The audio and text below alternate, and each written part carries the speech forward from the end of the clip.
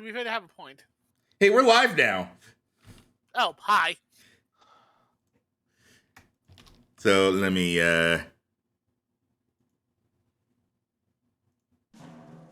Last time on PokéD&D Resara.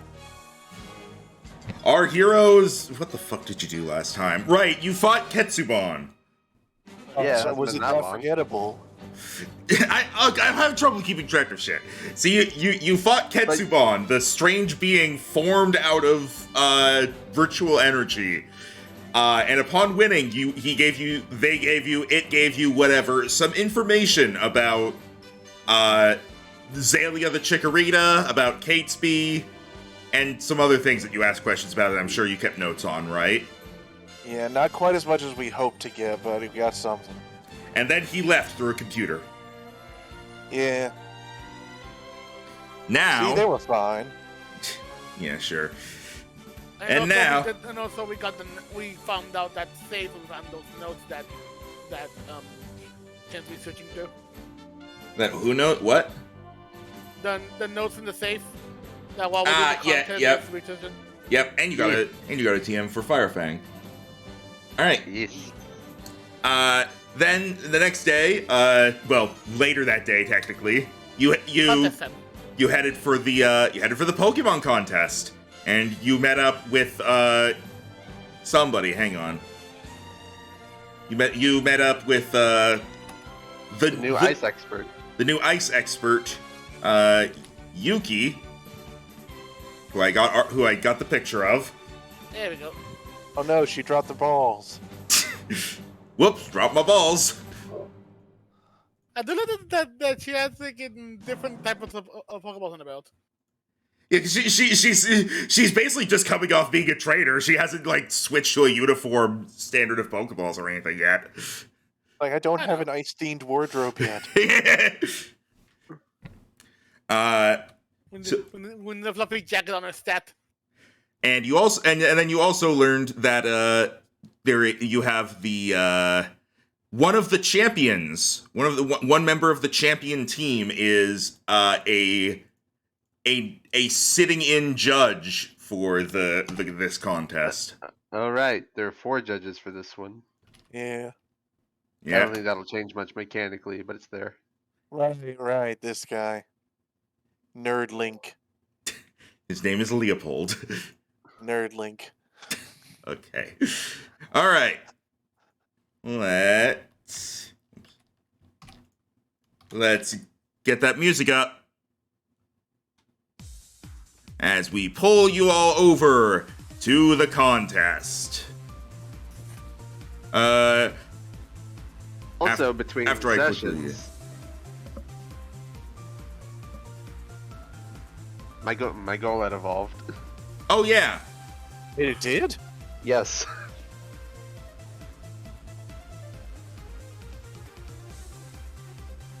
I feel like that's important. Yeah, sorry, hang on. I had to hide some things before I brought you over. All right. So yeah, his goal had evolved. It took a long while, but finally, you now have Titan the Golurk. Yes. Nice. He is big. Metal Band-Aid is all that controls his power. He learned fire punch and heavy slam from evolving, so he's big. All right. So I also did a quick Firefang to 2 of my Pokemon. I don't know if you guys did any of yours. Kate put it on a couple of his. Well, the 2 of mine I could learn it. Yeah. All right. So it is now time for the contest. The 2 of you have been waiting, and it is now time for you to get out on stage and perform. So now, both of you, please roll me a d20. Travis is sitting in the crowd because he's not competing. Yep, I will have things for you to do, but not for the appeal round. Makes sense. Cayde, I don't think you're going first. Give it a second. Jero? Oh, I need to do the roll. My bad. Yeah. Again, I was thinking. Sorry. Wake up. I'm waking up. Sorry. Just a regular D20. Yeah. No, I'm not. Okay. And the dice begin again. I'm ready to come in now. Also, you all have your inspiration. So, Yes. all right, Yes. all right. Aidan, Rhino, go ahead. How do you do your appeal? You did not get a chance to do some like pre-contest practice, so you will not get a bonus to this. So, go ahead and go. Just describe what your routine is. You will notice Aiden came to the contest in a bit of a different outfit. It's honestly a little bit more like what his character art is, but he's not wearing a shirt under the vest. He has on sort of like almost like a fake bone necklace, and he has a bandana wrapped, a headband wrapped around his head. He looks like almost tribal in a way. All right. I figured this was all easily hand waved enough, so I didn't need to go spend $1,000 like I did on the tux. Yeah, no, you're good. Plus, I didn't have time to go shopping. All right, and as he comes out, he releases Shori onto the middle of the field and backs up before raising up his hands. And then, as he does so, Shori lifts up half of its arms off the field as the other half go down to where it's almost sort of scuttling. As it casts too much D&D. The dance of my people. Anyway. Yep. Anyway, it uses Rain Dance, and between that and Surf, it quickly starts to, almost like in a controlled flood, the stage, as it quickly stirs up the water around, almost like Rhino forgot to breathe. Almost like it's in the middle of a raging storm as Shori rides the waves up, does a few flips, lands back down, and is like he's stirring the whole ocean himself before he goes back towards the center and uses Whirlpool, but inverted, as he starts to raise up what appears to be an almost entirely water volcano, as it just goes higher and higher and starts to draw up all the water that was on stage into this singular cone shape, and you can just see Shori just spinning almost like the bottom of a blender in the bottom of the volcano as it goes higher and higher. And then suddenly stars start to fire out the top of volcanoes like it's erupting in a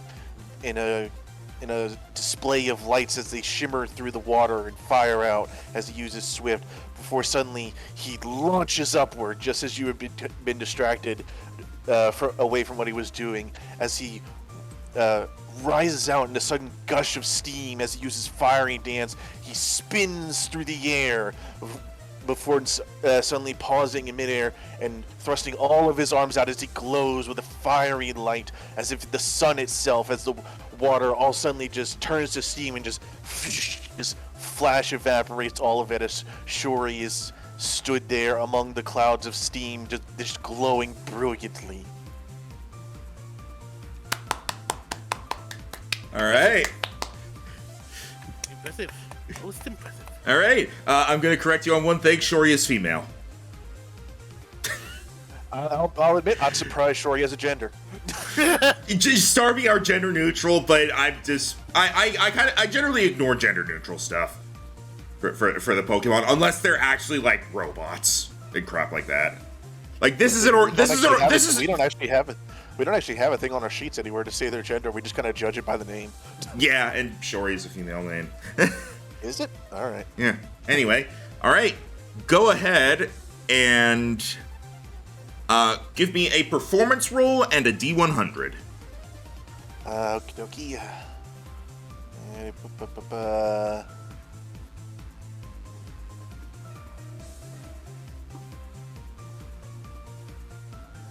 Alright, I'm going to get an advantage from a Dewdrop coaching from within her Pokeball, like you can do this. Alright. Performance. Wow, glad I had that. Good start. Not very good, but passable.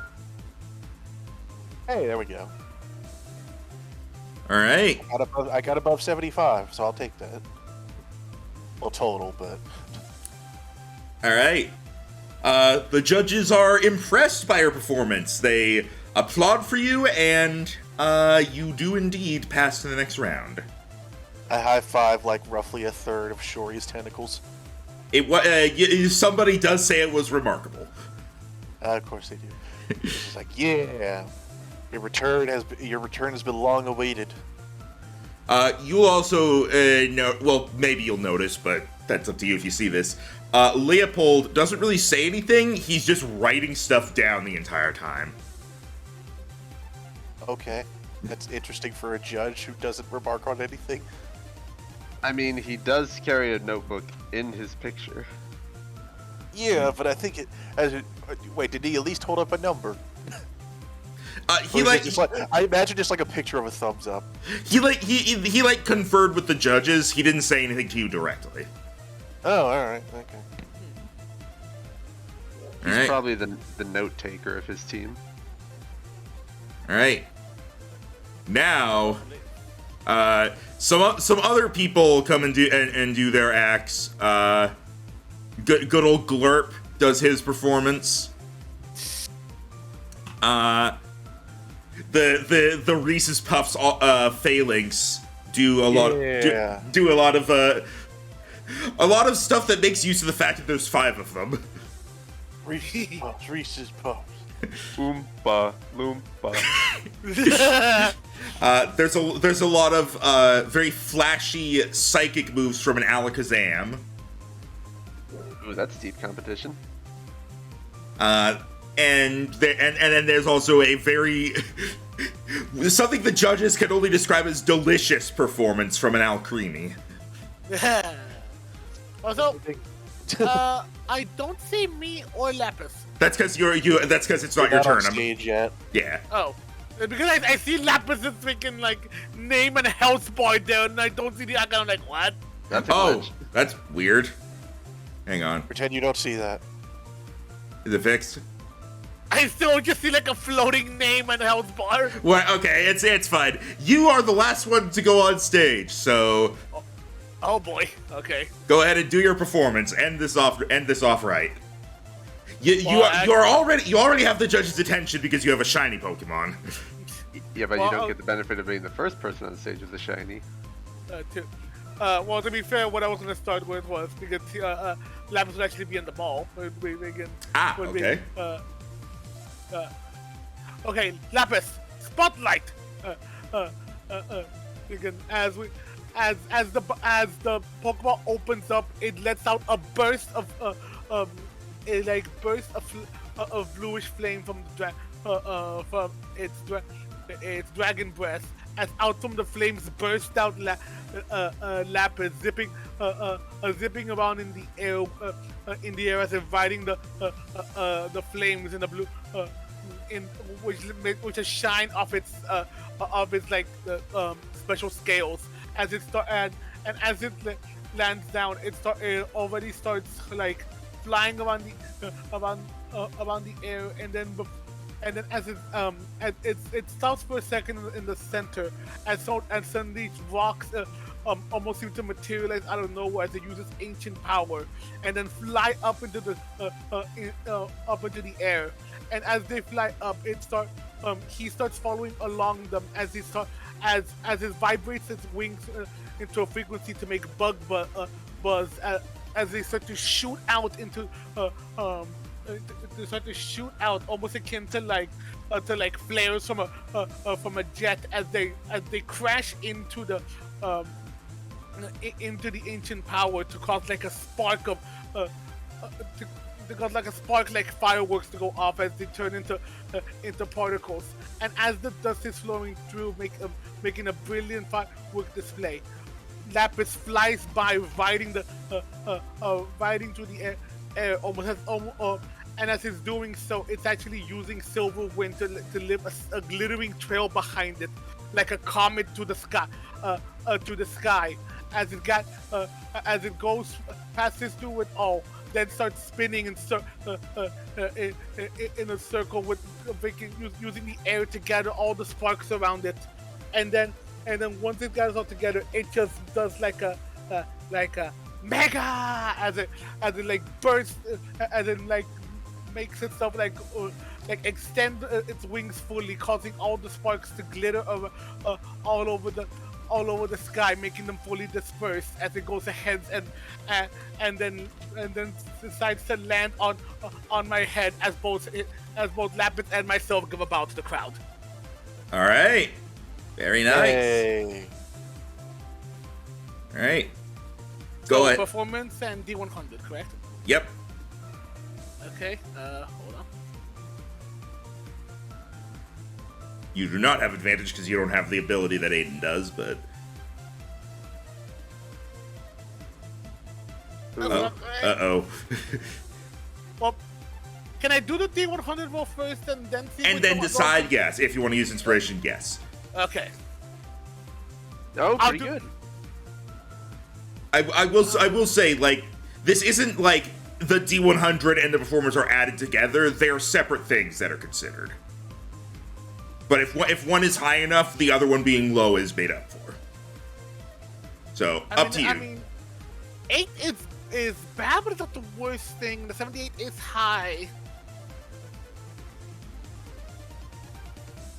I think I'll keep it as this. Considering the fact that, to be fair, we did do this with no prep time, so that'll be like my consequence. Yeah. All right. Thankfully, you still do a pretty good job, and the judges are impressed. You mean a remarkable job? Well, yes, it was very remarkable. Remarkable! It was remarkably implied, anyway. Implicitly remarkable. Remarkiplier. God damn it. The low performance is made up for by the fact that Lapis is a shiny, which thankfully distracts them from any stumbling that Cayde does.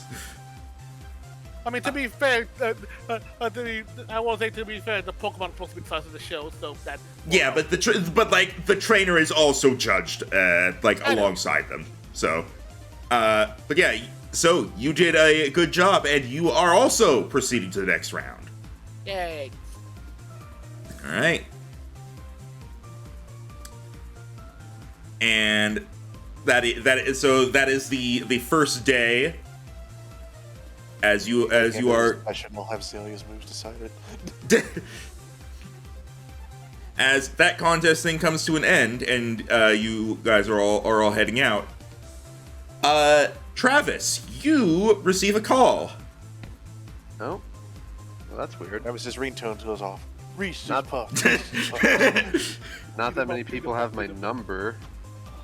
You see that it is from Valkyrie. Dun dun Oh. dun. He'll shrug and he'll press answer. Be like, hello? Fight me.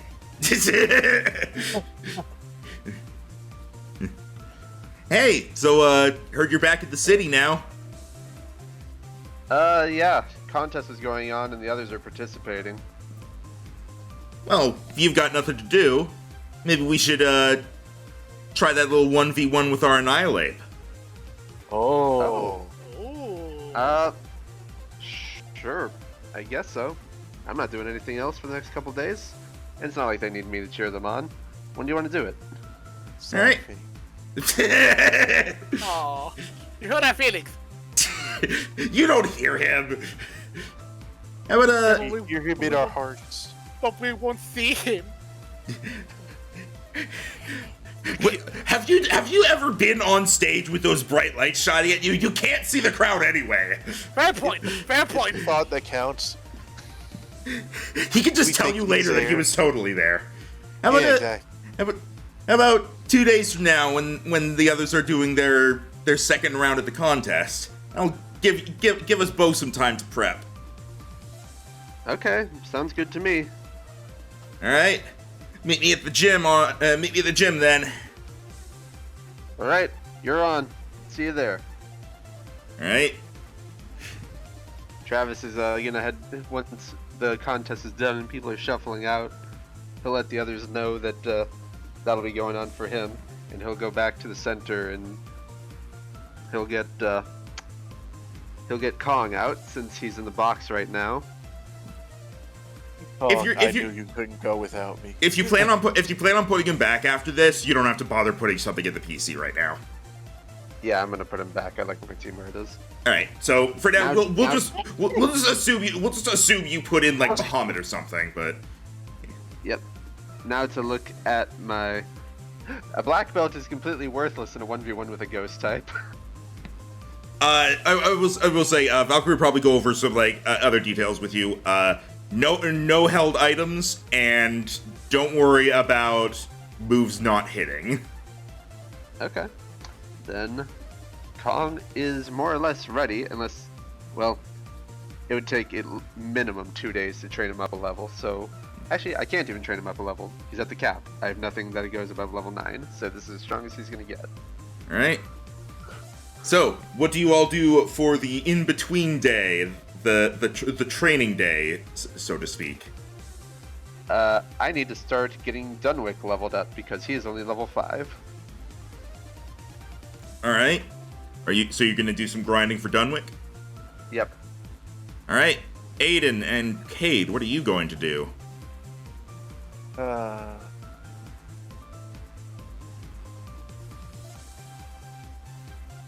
I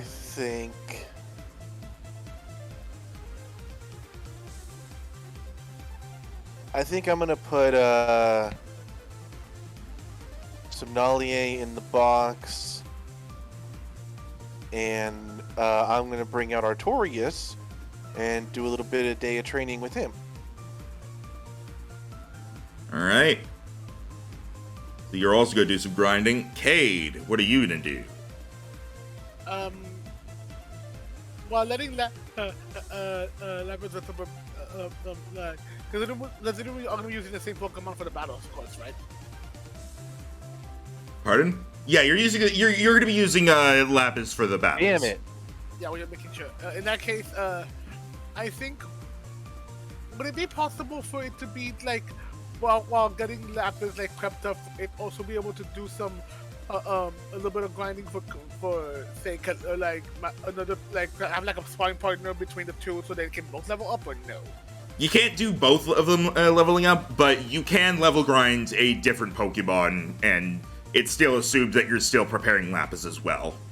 Okay, in that case, to be able to get the gear down a bit, because right now they're currently my weakest, I will do that with Calypso.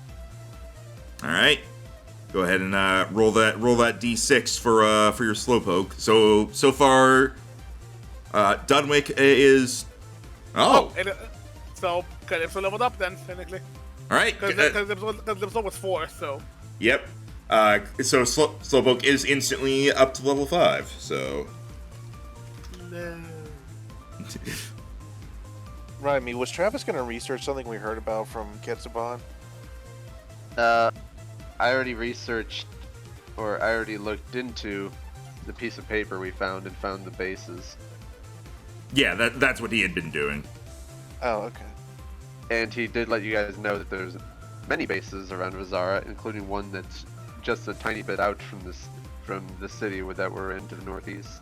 Yeah, I figured we maybe try and go there after the contest. I didn't actually open up the Roll20 full of the moves, so let me do that real quick. Because your Slowpoke is going to learn a new move for leveling up. And it doesn't evolve, so go ahead and just add the whatever stat plus you want. Yeah. Dunwick and Artorias not so lucky. You're making progress though. Yeah, it has to go to the next level total or its current level total. The next level total. Okay. It wasn't. Yep. It wasn't as close as I thought. But still. Dunwick was level 5 when we revived him, so. But he does make up for a lot of coverage that I'm missing since he has ice, water, and rock moves. Quick, Artorias, stab on the haters. The real Artorias can't even do that because only one of his arms works. Yeah.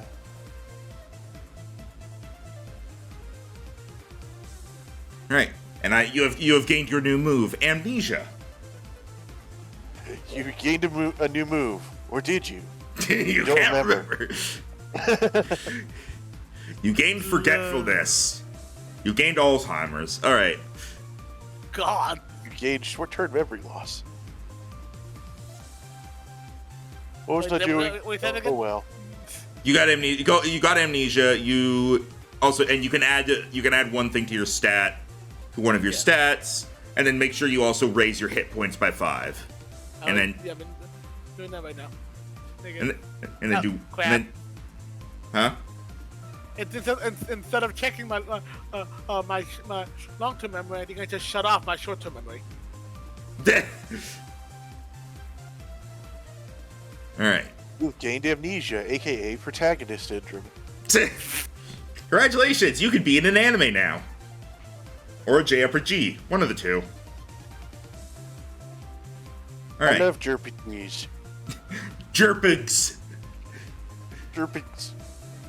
Erpakern. JRPG. It's gonna be noise after a bit. Completed ye. Alright.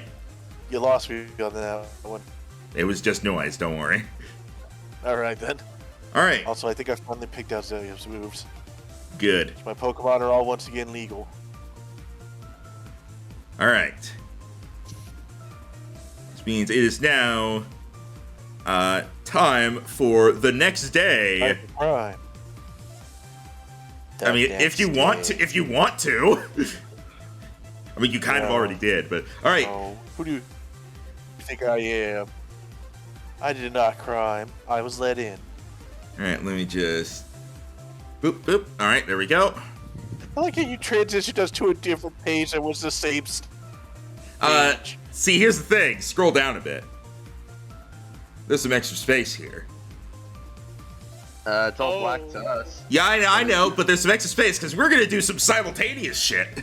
Oh, the audience. Ah, nice. All right. Oh shit. So, Aidan and Cayde, you guys are going to be brought out to have your fights against your opponents for this next round of the contest. Your fights are happening separately, but for the sake of speeding things along, I will be running them at the same time. Fair. And Travis, you are going to head to the. You're going to be heading to the gym, where Valkyrie from there will lead you. I don't know if I had Cadia's type advantage. Does he? He's neutral to fire damage, resistant to water. Yeah. The best I could be against him is neutral. All right. Well, you'll be fine. Travis, you are going to show up to the gym, and where Valkyrie will lead you to. And is he at the Pokemon gym or the person gym? Shows up to the Pokemon gym, and then is led to a boxing arena. Oh. Aha! It's both. All right. So these things are going to be going on simultaneously, as Valkyrie is in the red corner and ready for you. So In the red corner. let's get the. Yeah, let's get this new music here. Here we go. In the red corner with the abs. And in the blue corner with the tragic past. So it's anime versus anime. Okay. All right. So we're gonna go over this real quick. As Aidan, your fight. Meow. Let's we'll get you up here, and then.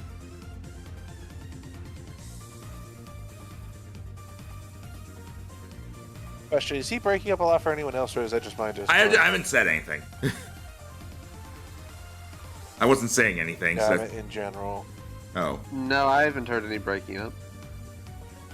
Alright. It'll be fine. Alright. As the fight that Aidan is going to have is going to be against Jeremy and is Rezarin Arbok. Ooh. Oh, that's bad for you. Angry. Yes, yes, it is. Initiate the dramatic music. All right, I won't do that. Although being super effective just means he does more damage. It doesn't give him points advantage. Correct. And Cayde, you will be up against Casey and her Alakazam. Oh, God. Okay, so that's just... Oof. Actually, if you have any bug I mean, moves... look, you're a bug. You have the advantage there. Bug versus Psychic. That is true. And Travis, you'll be up against Valkyrie and her Annihilate. Right? Mirror matchup. All right. Quick, tie bandanas onto them so you know who's who. That should be 160. All right. All right. So, since this is all just a bunch of 1v1s, everybody go. Bro. Everybody go ahead. You guys roll initiative, and this will just determine. This will basically just determine the order the fights go in general. Because we're gonna be going through some things. Okay, not great. But considering Rage Fist is the thing, that's not too bad.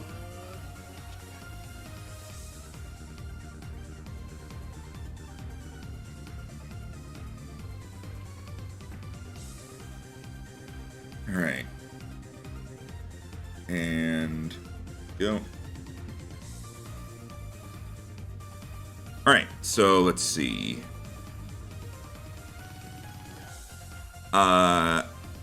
So it's going to be Aidan.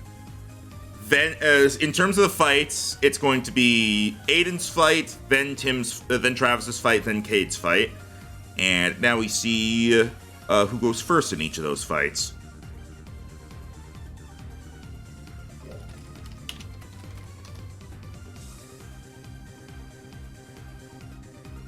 All right.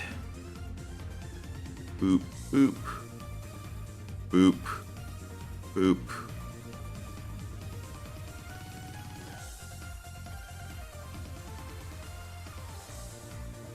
Okay, so Shori is 24, Lapis is 12, Kong is 14,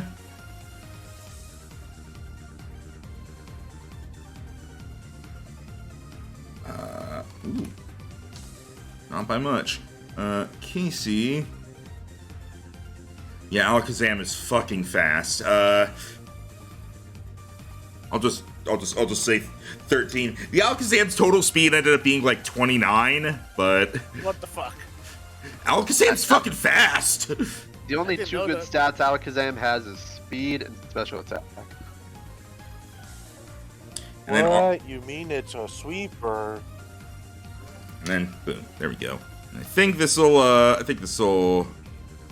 Yep. Okay. Everything is in the order that it should be. Now, one last thing. Travis, as you all gather, as the two of you gather and get into the ring, sort of a small crowd gathering. Seems like this is going to be this is just a public match. Doesn't seem to be televised, but some special lights are turned on over the ring. And as they turn on, the little bit of translucence that Kong and the other Annihilate had as being part ghost type seems to become solid. They are no longer immune to fighting type moves. Oh! Oh, They turn okay. on the black lights. They are fighting type moves are neutral to each other, and they are otherwise considered to be their usual typing for the purpose of all other moves. Alright. All right. Okay. So kind of like early Critical Role when they just had a Barbarian 1v1. Just ignore Rage, because otherwise you'd be there forever. Yeah, basically. All right. So we're going to get started. I couldn't find very good music that works for both a boxing match and a contest match, so it begins. Shori, and as a reminder, just as a reminder for how the contest things work, you get 10 turns, where on your turn you get to use your moves in flashy methods. Dealing damage to the opponent is a good way of getting points, but knocking the opponent out is not necessarily how you win. You both start with 50 points. You lose points for failing at things and gain points for succeeding at them. And at the end of the 10 turns, or when one of them is knocked out, whoever has the most points wins. Getting knocked out causes you to lose some points, but does not necessarily mean that you lose entirely. Alright. Shori. Alright. Shori stands up from where it was laying back on the floor. And you see it start to like sway its tendrils back and forth as it makes like almost a zigzag step towards the snake. And as it continues to do so, all the tentacles close up on its center jewel as it almost needs to ball up and face upward towards the spotlight before suddenly they all whoosh. They reveal the crystal as its glare suddenly reflects the spotlight and fires forward into the eyes of the Arbok as he uses Confuse Ray, or she. I only learned Shori's gender. You are confuzzled. All right, very well done. That is that is a few points for you and a few points lost for Arbok. Also, I don't know if I said this. Items do not apply in contests. I believe you have mentioned that one. Okay. All right. Let us see if you can play with my sachet.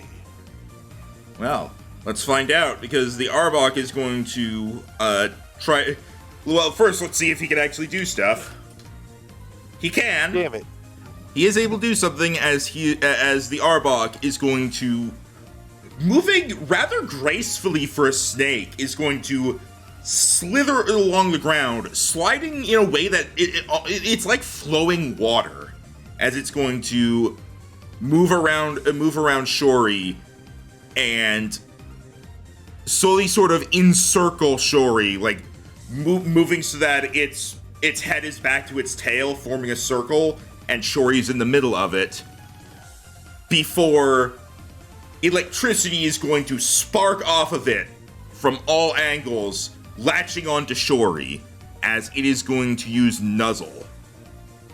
No. And it crits. Good start. Are you fucking kidding me? Jesus Christ, why does it only Max Auto roll crits? paralyze. I feel. When was the last time one of us rolled a crit? You definitely rolled one last time. All right. After you rolled like 3. Yeah, I know. I wish I could have this luck in regular D&D when I'm not the DM.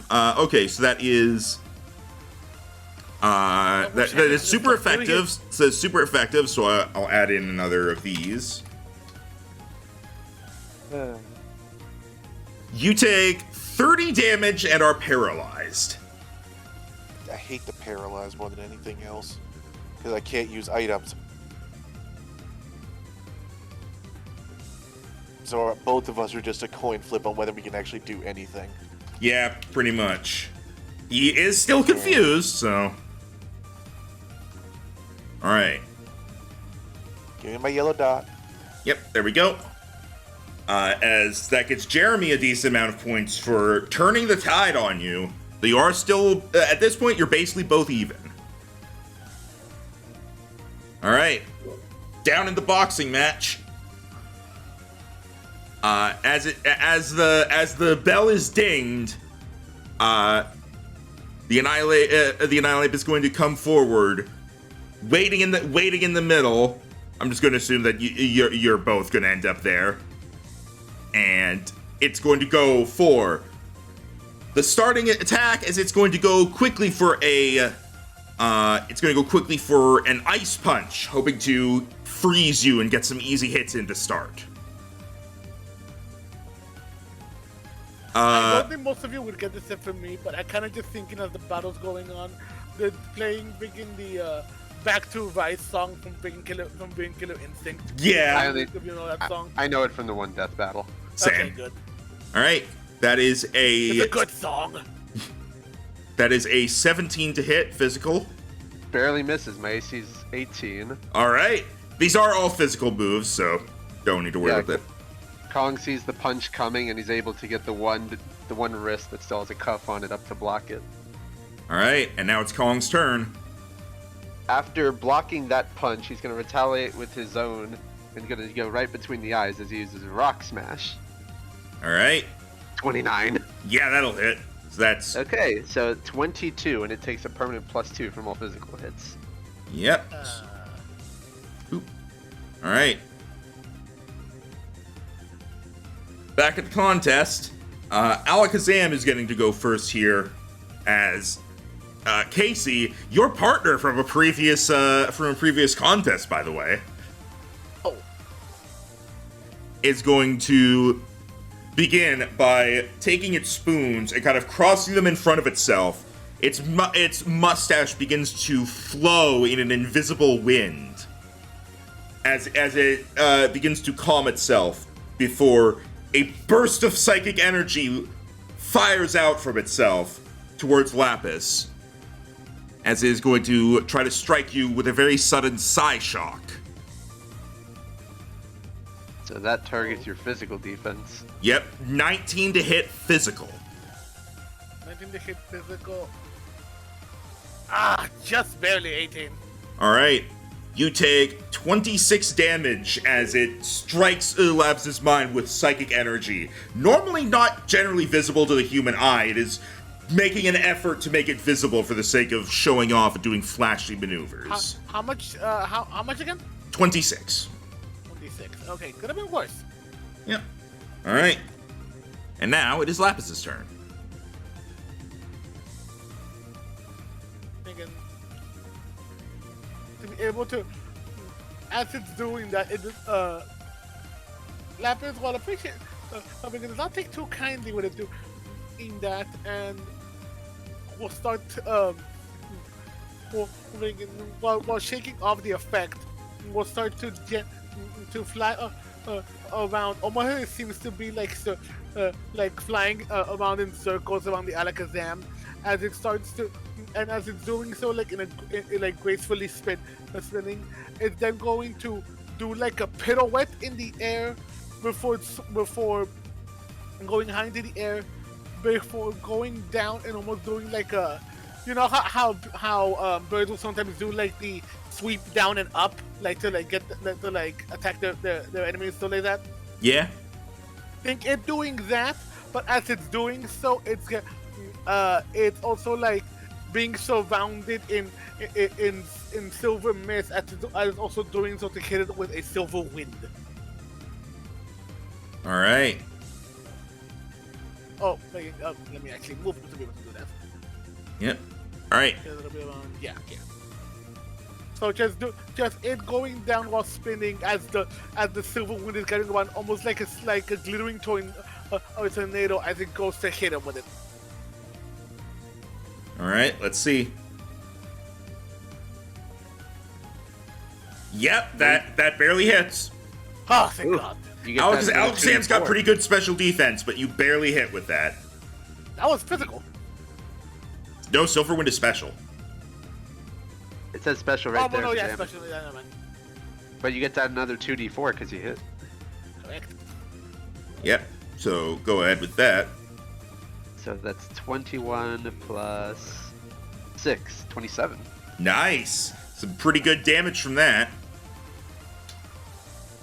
As that's definitely getting you some good points from that as you're turning the tables. All right, Shori. Since this is a contest, Rhino, what I'm going to be doing is that in place of you not being able to use items, or in place of you using items, I'm going to say that paralysis is something that you will get rid of if you're able to fight through it 3 times. Okay.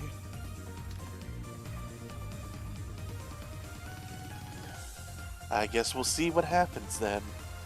All right. And I might make that a permanent thing. But... I was about to say. Sorry, what was So I need a 3 or 4? Correct, and then you'll be able to do something.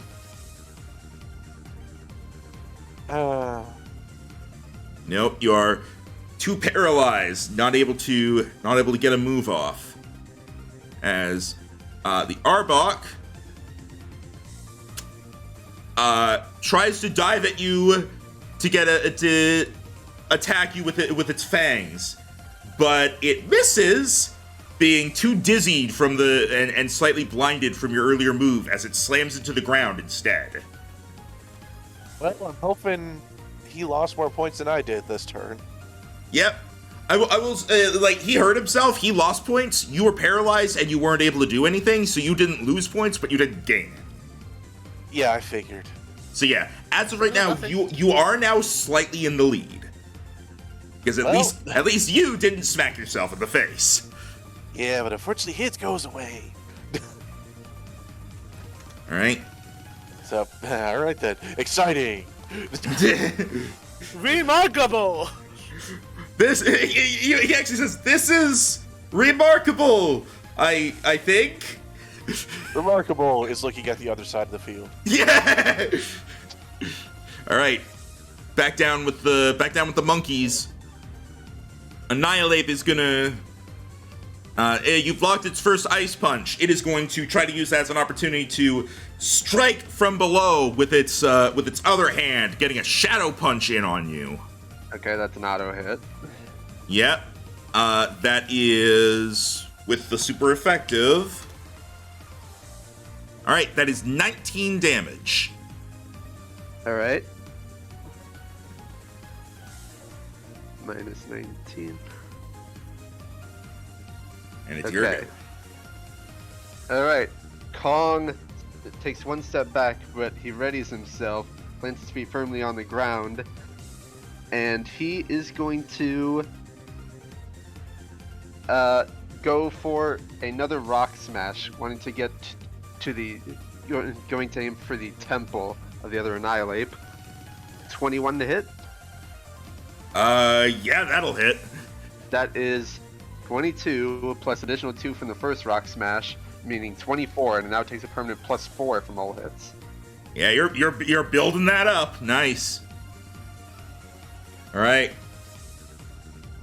Back up in contest land, Alakazam is going to, with you having swooped down and hit it with that silver wind, it is going to point one of its spoons at you and start kind of moving it at Lapis specifically, and sort of moving it in like a circle with its hand as it distracts Lapis for a moment, and then a quick burst of psychic energy kind of slams into Lapis's mind, and it seems to briefly forget how to do what it just did as it uses Disable.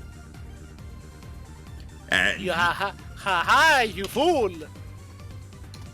you cannot use Silverwind for 2 turns. You fool! Silver can only be used once! He doesn't know that. He's not a Yanmega.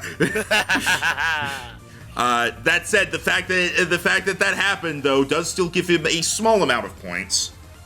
So now it is your turn. Very well. And what it's doing is that Lapis will shake off the sudden confusion that it felt, as it will go ahead and start preparing to, and as it's currently floating in the flying in the air, it will not. It will then start like flying circles of the around the Alakazam, almost as if trying to confuse it. But as it's doing so, it starts getting a slight green around it as it starts going over and over and over in circles, it was scattering energy for bug buzz as it almost was sent like in a hurricane of it. All right. Like a tornado of bug buzz, basically. All right. A bug NATO. Let's do it. Pretty much. Wait, but it needs to be 5 feet radius, so I'm moving a bit closer because. If it's a 5-foot radius, you need to be next to him. Yeah. But just think of it as in flying circles around him. All right. Yeah, pretty much. Here we go. That is sadly not going to hit as the. Can I go for reroll? You can use inspiration. Yep. Huh? That'll hit. There we go. That'll hit. That's 18, and you get that another 2d6. Yep. Nice. 25. Nice. That is a big hit on the Alakazam, as it at first seems like it's going to be able to ward off your buzzing attacks before Lapis, while circling around the Alakazam, suddenly goes the other way, taking the Alakazam by surprise, and is not able to defend itself from the harsh sound waves.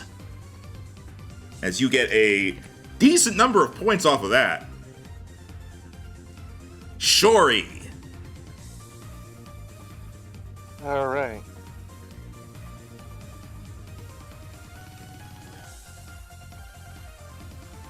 Sorry, here's my thing. Okay, good. All right, so let's see if I can do anything. All right. All right, sorry. Arbok is going. If it helps, Rhino, I feel your pain. I know you do, Jiro. The Arbok is going to. Well, hang on. First. Okay, the Arbok is going to, with Shori unable to move. It's going to be slithering back here, moving gracefully as it rises up on its tail, making itself look as tall as it can, as it scowls down at Shori using a leer. Imagine Shori just kind of jerkily flops. Like, just kind of, I mean, I don't know what you want me to do, my dude. I'm paralyzed. Paralyzed with fear. Okay, what do you think of this? If things like paralysis and burn that can't be gotten rid of without an item, in a contest, they just go away after 3 turns like everything else does. Do you think that should be what it is? Yeah, sure. Okay. E. Alright.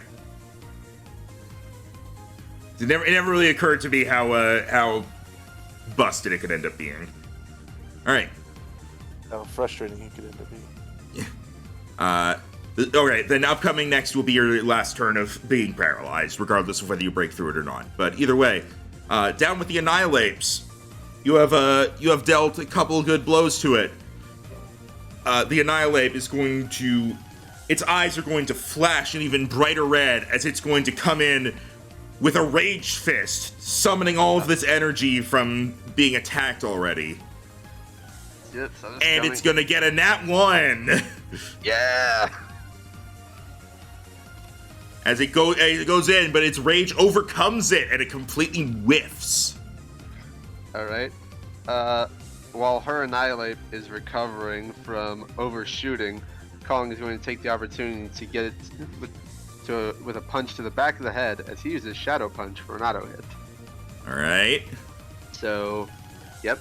So that's 19 plus 1, 20. All right. Doing good.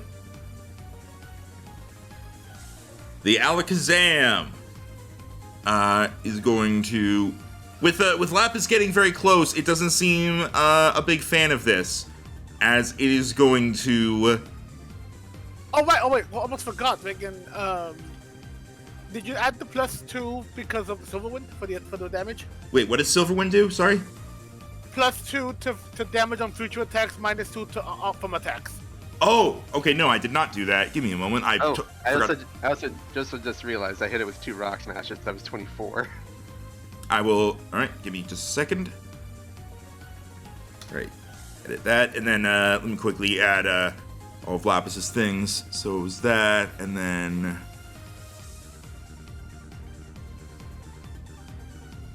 that, and then your defensive stuff.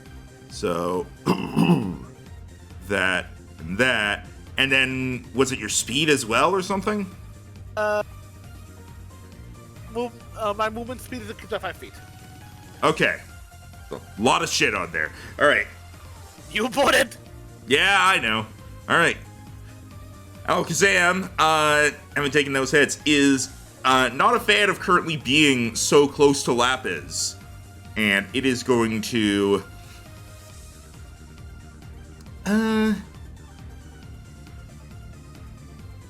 yeah, it is going to, once again, point its spoon at you before kind of letting it sort of swing down, just dangling it from its 2 fingers like a pendulum, as it's going to attempt to hypnotize Lapis. Oh. So you must roll a d4.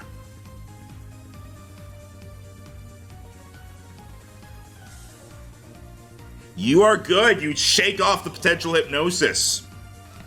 And I'm guessing that failed. It got points off. Yep, it lost some points for that. And now it's your turn. Yon Mega basically having goggles for eyes, giving protection. Yeah.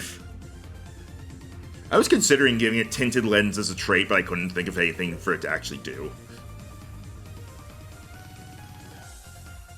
Advantage versus blinding effects? I don't know.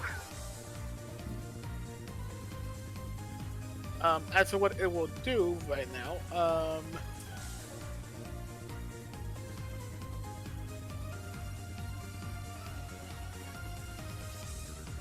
it's going, seeing that it's it's going to be a little bit, and that it's currently doing well, and also the fact that he's let's just get a little bit cocky, shall we say, and in doing so, he's gonna Lapis is going to fly to get up close, almost as if he's going to slam into Alakazam. Only to, as it's doing so, it's going to do like a spin dodge to the side. And as it's doing so, it's gonna make it so that it's literally behind them, as he's gonna get as it's going to blast its back with a Dragon Breath. Ooh, all right. And you managed to not hit yourself with it, so that's good. Like let's see, what's that? Oh, here we go.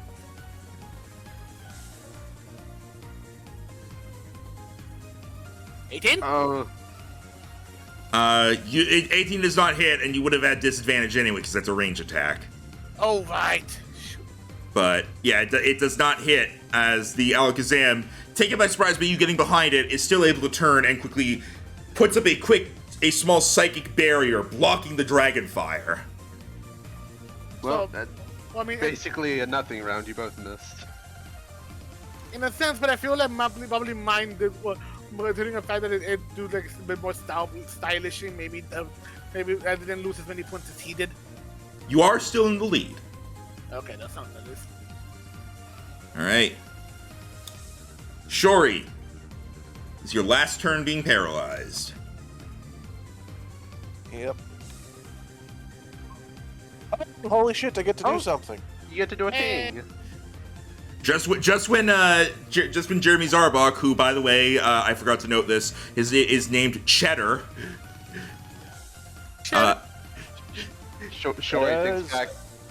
Shori thinks back to its original owner and is like, I can't let her down. Yeah. Alright, as the paralysis shoots through Shori, you see all the tentacles sort of almost flex at once as they curl inward before Shori slaps him down on the ground and he rises into the air, starting to spin rapidly as he comes down, as he is going to, from underneath him, going to unleash a whirlpool as he's going to attempt to tie this Arbok up not so gracefully. Let's see how you do when you are a spinning knot. It is the dramatic resurgence of energy, as it were. All right. Yeah, that'll hit. All right. 17 damage. All right. So yeah, it is trapped in the whirlpool. Just when Sorry. I just imagine like almost Looney Tunes style, like the whirlpool's happening behind it, so it just sucks the tail in first and just Shabak! Yeah, basically, because it was up as tall as it could be, trying to intimidate Shori, and then Shori just does this, and it's pulled back into the whirlpool, unable to even try to escape it. Minimal turns it takes damage from, but still. Yeah. Static ramen. God. And luckily, it still has a turn of being confused, so we'll see if it does a thing. Yep, I took the thing off just because this is its last turn, but wait. Is this it? No, I think it's already had 3 turns.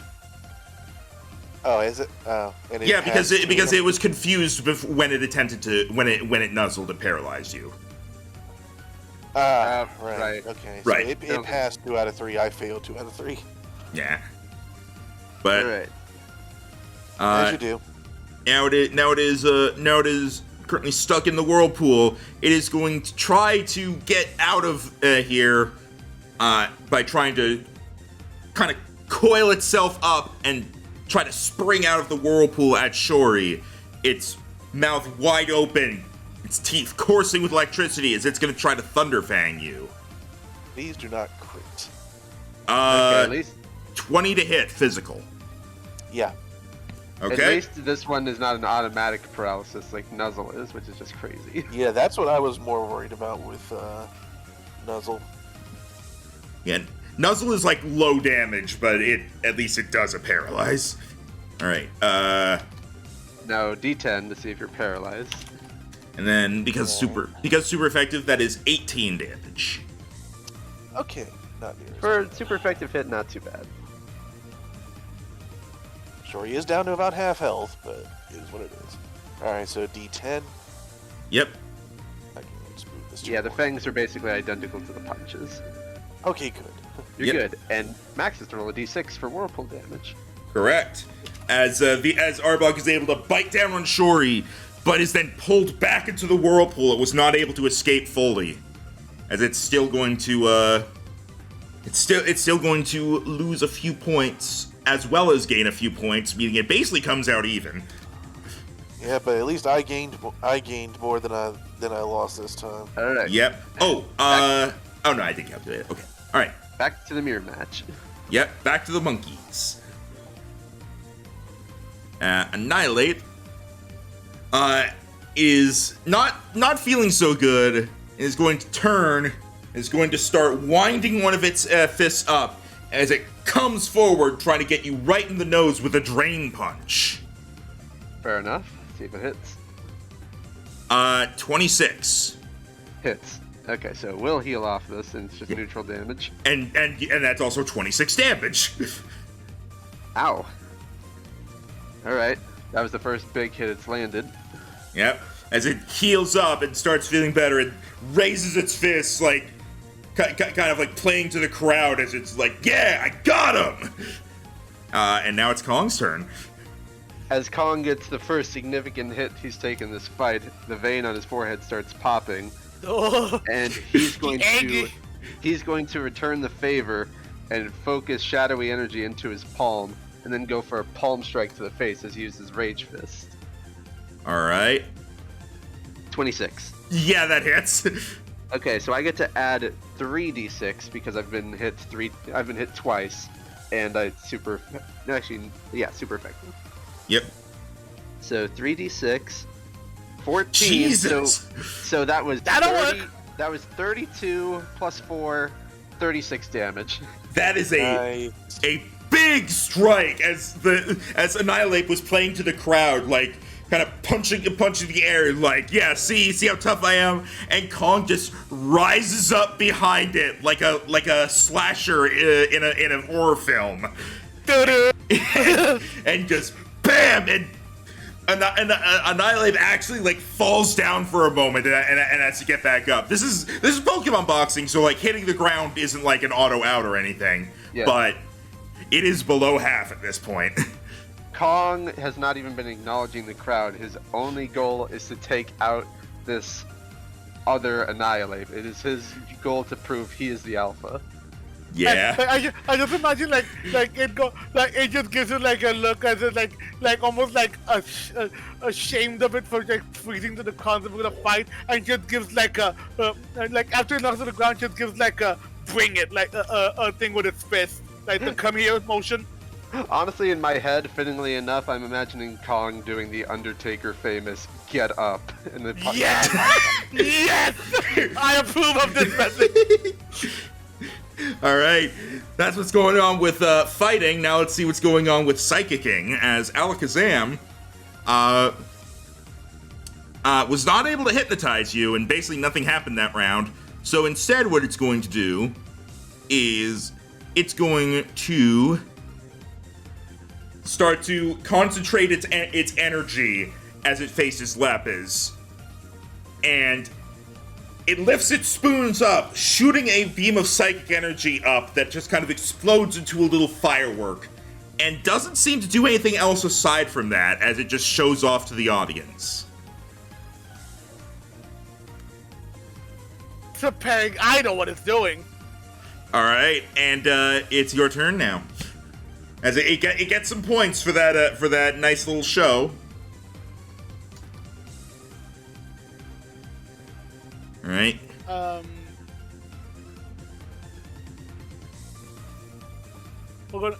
Where they're doing that little display, Lapis. I've only. Ooh, hold on. Lapis almost has him sensing what's going on, almost like having an idea due to like it's the experiencing others dealing with psychic types. Especially remembering freaking, because I think I was there when this similar thing happened during the freaking when we attacked the freaking Team Stay base. Starts as if to the crowd almost it would look akin to if it was like just like trying to vow up Alakazam, but it's more just trying to show itself and trying to show itself off as it starts like doing like a waving, like you know how like some like fishes will swim like up and down like in a swaying motion. Yeah. Think it doing that as it's flying in the air, but as it's doing so, suddenly there's 2 Lapis and 3 Lapis and 4 Lapis as it's doing like a waving dance with itself using double team. All right. As Alakazam is taken by surprise, it has already launched this attack. So this double team does not affect that, but it is now in effect, and it's going to be a problem for it. As you get some good points for showing off Lapis's speed. All right, Shori, no more paralysis. Hooray! Alright, and with that, Shori is going to look at this Arbok as its tail is almost semi-anchored by the whirlpool, and Shori is going to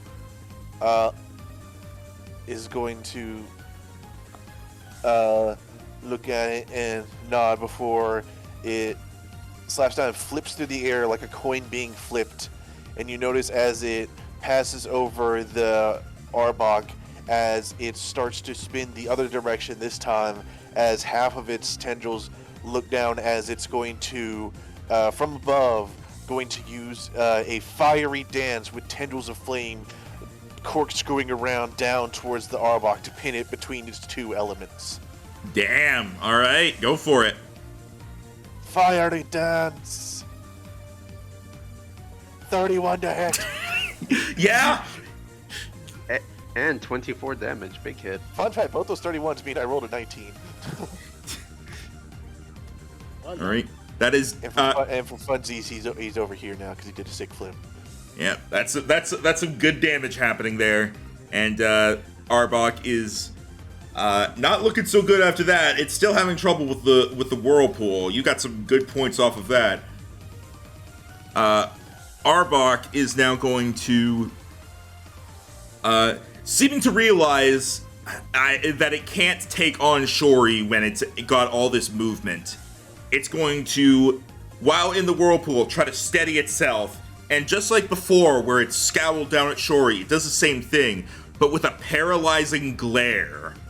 Oh. No. Not again! Roll a d4. Okay, good. There's a chance. Yeah. Technically, Nuzzle is also a chance. It's if it hits. You're good! As Shori shakes off the glare, and the Arbok is taken by surprise, like, no one's ever been able to shake it off before. And then it just gets... Sir, I don't know if you noticed, I don't have a face. And then it gets batted around by the whirlpool some more. Oh, God! Yeah, I was thinking it maybe just had trouble getting... I was maybe it just had trouble getting a proper glance at you since you're spinning around and it's stuck in a whirlpool. Since it's going in a circle, so like whenever it passes by in front of Shori's vision, it just goes, yeah. And then just starts going faster because did someone say spin cycle? Well, the whirlpool has ended because Rhino rolled minimum. Yep. Yeah, so that was the last of that. As the whirlpool comes to an end and the Arbok falls to the ground and is able to get back up, it's a snake, so being on the ground is kind of what it does. But yeah. I just, you know how it has like the heart, like the beeping thing in its face. Oh yeah. I just imagine much like its eyes is like it's just like the thing itself is literally just a circle spinning around. Yes. Like even the screen is confused. Yes. So yeah, Jeremy lost some points for that one. Yay. Back to the mirror match. Yeah. Annihilate is going to try to use your own trick against you. It's taken a decent amount of hits at this point, as it's going to come in and try to Rage Fist you. Yeah, but if this hits, this is going to be bad. 19 physical. One above my AC, it hits. Alright, Eat so... all my rage, I'm going to deliver it to your face. So, it took 3 attacks, and then it's super effective, so an additional 4d6. Okay, its Rage Fist was not as effective as mine. Alright, total of 30 damage. Okay, Kong is just above half. As it delivers this hit, like, yeah, you want to play that way? I'll play that way, as it squares up against you, ready to keep going. Alright, Kong is a bit shaky after that one, but he readies himself, and he starts dancing back and forth on his feet before delivering a combo of punches as he goes for close combat. Alright. Combo. Haha. I'm gonna re-roll that one. Ultra combo. Are you kidding me? Wow. Okay. Well, luckily, I have an ability, Victory Star, it auto hits. Okay. Okay, so that was 33 base damage, plus 4, 37 damage. And now Kong takes plus 2 from all hits. Alright. God, this Annihilate is not looking too good. 2 nat ones in a row. My god, I had to use both of my my aces on that one, but it's fine. Alright. Back to Casey and... Back to reality. Oop, There goes gravity. As Lapis is really getting on this thing's nerves, and it's decided, alright, you know what? Screw it. You need to die now. And it's going to just focus its energy as it puts the spoons to its temples for a moment before shooting a blast of Psychic at Lapis. It has disadvantage because of the double team, making it a nat 1. 3 nat ones in a row. as the psychic energy like completely misses Lapis. Second. However, you are then struck by the future sight that had been set up a moment ago. As you take 36 damage from the future sight, which cancels your double team, but you were able to avoid an attack with it, and he lost some points for that. He basically lost the points he would have gained from the future sight hitting. So that's 36. Okay, 36. In that case, I almost feel like they can borrowing a little thing from from Undertale. I kind of want to do it that when, like, because it knew it was gonna be coming. When Lapis got hit with the future sight, it like posed dramatically to try to recover. But anyway, with it being hit from that, and yeah, it ain't gonna let that slide. It's going to.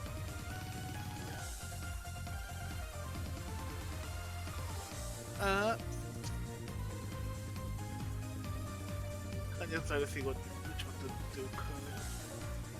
Okay, yeah, it's going to like the double team does disappear, but this, like, despite being hit and everything, and the fact of it disappearing, he's still going to be like that, like doing that wave dance around, and just like when it looks like he's gonna get him from the side, all of a sudden Lapis is literally in his face. It just goes, you just hear, yeah, and as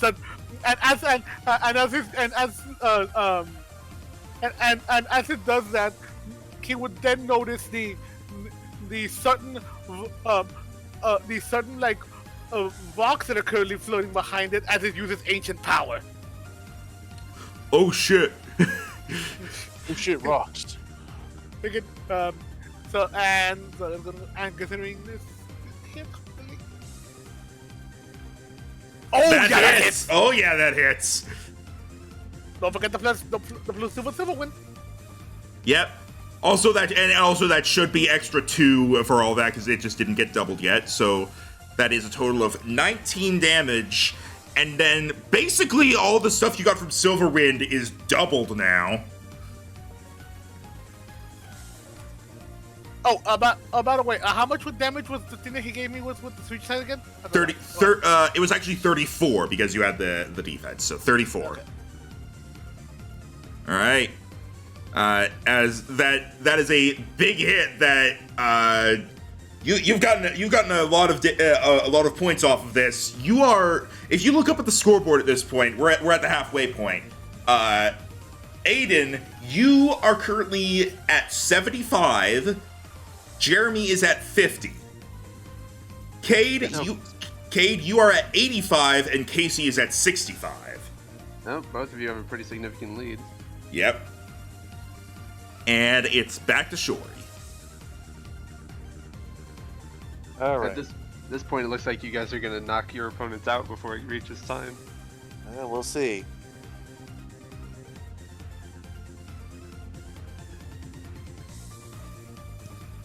I think I'd still like to try and do something. So, let's see,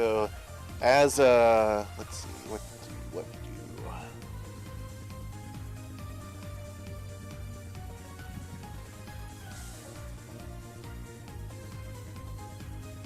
There's 2 ways I could go about this, but I think for now, what Shory's gonna do is, as the Arbok is like kind of wiggling its tail, like, fuck, finally. Shory is actually going to come right up to it. And it's going to be like, you never been this close before. And Shory is actually going to spring up and actually meet the Arbok eye to eye and screen a jewel, as he is going to almost latch onto his face and use Confuse Ray before doing a backflip off him. Oh god, face yeah, just brief face hugger. I should just like, hello and goodbye. All right. I can glare in your face too, except right. it's confusing. Alright, that auto-confuse. Now, let's see. Let's see if the coins favor you. Arbog is like, oh, you're gonna get close to me? Fine, I'm gonna use this as a chance to strike at you as it goes to bite with a Thunder Fang, and Shori effortlessly dodges as it slams to the ground. Gotta love those sick backflips. As Jeremy has lost even more points for that failure, and you have gained even more points for that success. Yeah. I like both those things. Oh yeah, I forget. You guys could also win by reaching 100, and you're both pretty close now. Yep. If you reach 100, or if someone reaches 100 or 0, or someone is knocked out, or 10 turns pass. Alright. Annihilate. Realizing that it's now not it needs to focus on survival at this point. It's going to once again try to come at you with a Drain Punch. Okay. That is a 24 to hit. Hits, and I take +2 damage, so it also gains +1 healing. Yep. So the damage you take in total as a result is 25, and it gains 12. All right. Kong is a bit down now. He's exactly 100 hit points off of his maximum, taking quite a few hits. He's going to yet again retaliate after being hit 4 times now with a Rage Fist. Oh boy, this could be it. 23. Oh yeah, that'll hit. And I get to add a 5d6. That was wrong. Okay, here we go. Okay, it's less than what the first one was, but overall still a big hit. That's 22 plus 15, which is 37 plus 4, 41. The Annihilate is barely standing. It briefly goes down on one knee and trying to rest on the ground with its fist before it manages to get back up. Yeah, Kong is goading it at this point. He's like, come on, one more. And he's gonna deliver, but first, back up with the Alakazam, who does not like Lapis, just in general. Yeah, I was about to say, just in general. It is going to try to. At this point, it seems like Casey and the Alakazam are going for basically brute force survival, as it's going to go for a Psychic against you. It has disadvantage due to the close range. 18 to hit special? That would hit. Okay. With your +4 defense to that, you take 21 damage. 21, okay. As it hits you with an attack, trying to, at this point, trying to just get you away from it if possible. As Casey. Yeah, but I imagine it doesn't get that much points for it because it was just Correct. It still gets some points for being a hit, but not as many because it's no longer trying to be flashy. It's trying to be blunt. It's your turn now. But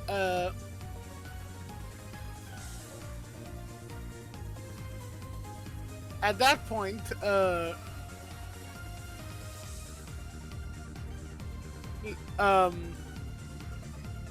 it's going to take the point right now to actually do its best to actually back up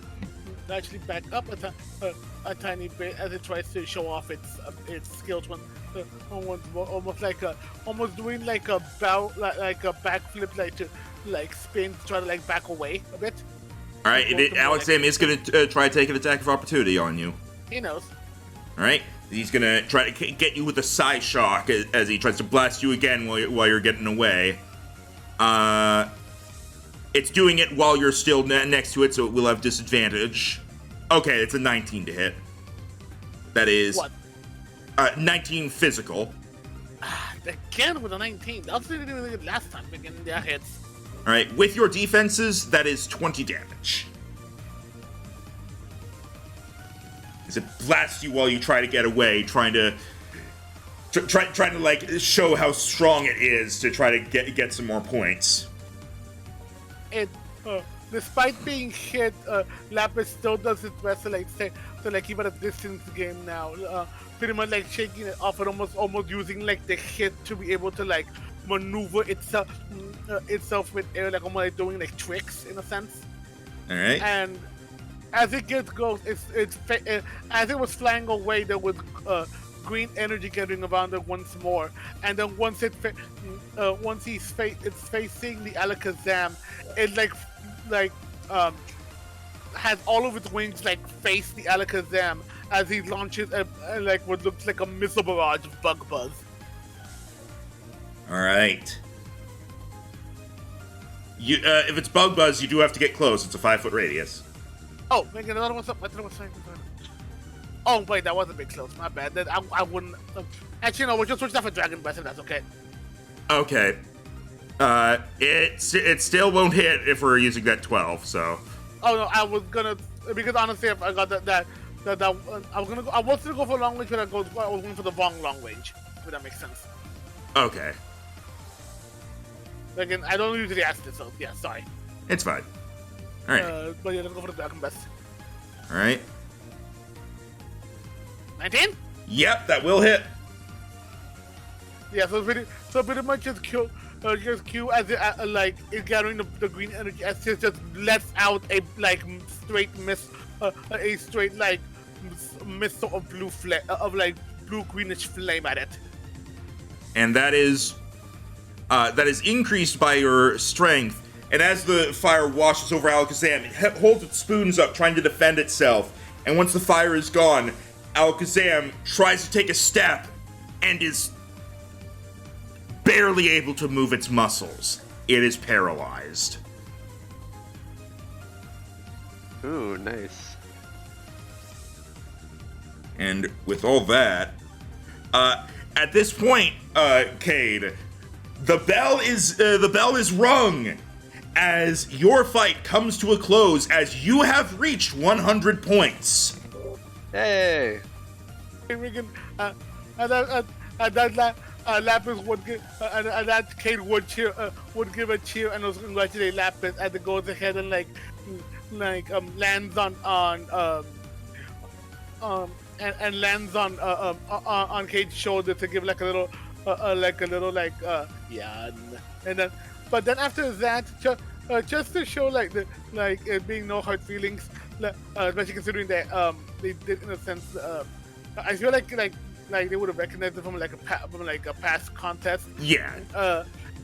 Lapis would actually gently hover over to the Alakazam and almost give a willing little leg to help it stand up, almost like a show of good sportsmanship kind of thing. Alakazam will take it as they stand up and sort of do sort of like do a handshake with a spoon and a bug as your battle has come to a close. You have been declared the winner, and we will continue with the aftermath of that in a bit. For now, let's continue with the other fights as we are back to Shori. All right, Shori is going to look at its opponent, and then it is going to lay down on its back. It is going to start spinning, and in a move calling back to its opening performance, it is going to spin horizontally on the ground before launching itself upwards as it starts to glow brightly as it uses Recover, and is going to suddenly do a dramatic stop and pose in the air to show that it is now untouched. That gets a large reaction from the crowd as you have undone everything that has happened. Very nice. Yeah, go ahead and add that 50 health to yourself. Alrighty. As the Arbok, seeing that you have gotten rid of the damage, it is not going to give up so easily. But it is going to smack itself on the floor again. Hurt you, floor, my most hated enemy. As now those confusions are adding up. yeah. All right. Back to the Annihilate. Back to the lab again. I've shared something in voice chat spam, how I'm picturing this fight. As this Annihilate has decided, all right, I gotta do something here. As it's going to charge up its final Rage Fist. Okay, a bit scary. 27 to hit. It's a normal hit. Let's see how much damage it does. All right. I believe with the super effectiveness that becomes 66. I believe so. If it rolls high enough, it could knock me down here, but let's see. Okay, pretty middling. Few low, few high. Becomes a total of, with your defense loss, 44 damage. Kong is barely up. As it delivers He's up. the hard strike. He went from 60 to 16. Goes for the hard strike, trying to putting all of its energy into this one last hit, knowing that it won't be able to stand up against another one. And as it sees that Kong is still standing, there is a twinkle of fear in its eyes. Oh. Kong. Kong is shaky on his legs, but he forces all of his energy outwards, and he starts feinting attacks. He starts moving around in circles around the other Annihilate, becoming a blur of ghostly energy, and before the other Annihilate is able to see it coming, Kong hits him with a Shadow Punch. Yeah, I'm using the auto hit move to win, so what? All right. That is a total of 28 ghost damage. Out of the 6 that you needed. As you deliver that hit, the Annihilate is taken off the ground as it kind of gets knocked in an arc, hitting the ground on its back as it is taken out, and the crowd goes wild, cheering for the new victor. I just imagine as it does, like you said, like it went up in an arc and then slammed to the ground. I just imagine as it's flying up in the air, you just hear as all the cameras clicking in the stadium. Yeah, it's like those special win animations from Punch-Out. Yeah.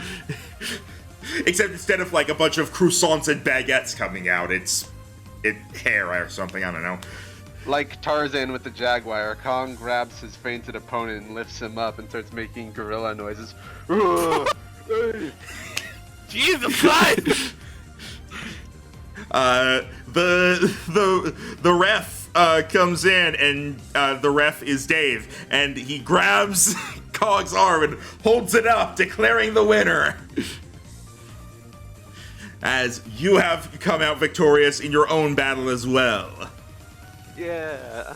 Which means we will now just focus on Shori and Arbok.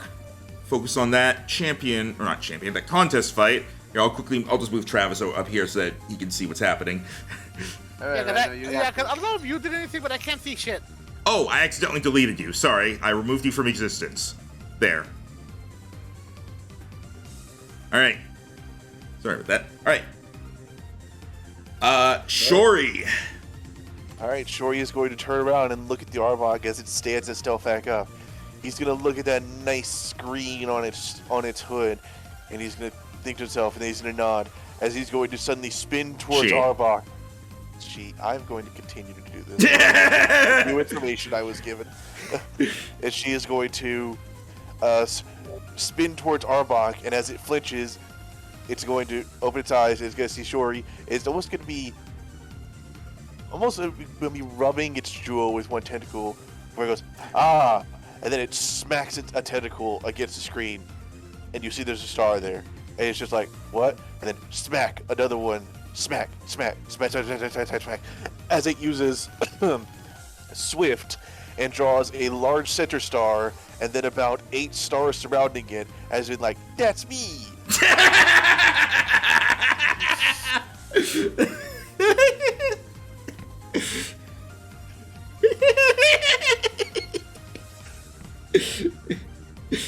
Roll the damage!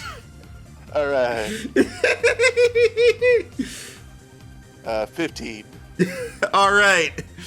I'm just gonna give this a little bit of flavor as you do that, and the Arbok has had enough and is going to leap at you for one final Thunderfang, and once again miss and slam onto the ground as it knocks itself out, rolling over and revealing that its screen is now a flat line. Beep. As Flap star. with that Swift, you got up to 100 points, Yay. which I means thought I that would know something a little funny. yeah, that's me. And yeah, you have emerged victorious. You have all emerged victorious in your respective fights. Huzzah. Yeah. As you Now are. Annihilate must fight Valkyrie. Just because I kind of want you guys to see. Let me actually move you down just so you like see what like Tim was seeing. Ooh, neat. Yeah, yeah. Also, and yeah, Dave was here. So yeah, it is all come together for that, and we are going to. I'm gonna move you guys over to the Pokemon Center map just for the aftermath of all that. So, did Travis win anything, or is that just a for fun match? You do win something. I'm just putting us over here just for the moment, just because you don't need to be on the contest screen right now. Okay. As Travis, for your win, hang on, let's go this music again. For your win, Valkyrie's going to approach you and say, "Whew, it's been a while since I had such a good competitor for any of my Pokemon in a 1v1." Yeah, that was really close. Definitely a good trainer, I can tell that. Not like I didn't already know. Thanks. Here, think you might make good use of this. And she's going to hand you a pair of red boxing gloves. As you are going to receive, give me a moment while I make sure I have the name right. Yes, as you receive the punching glove item. Hey. Nice. When you equip this item to a Pokemon, and it's essentially the same as Hitmonchan's trait, in that any punch moves you do add your stab bonus.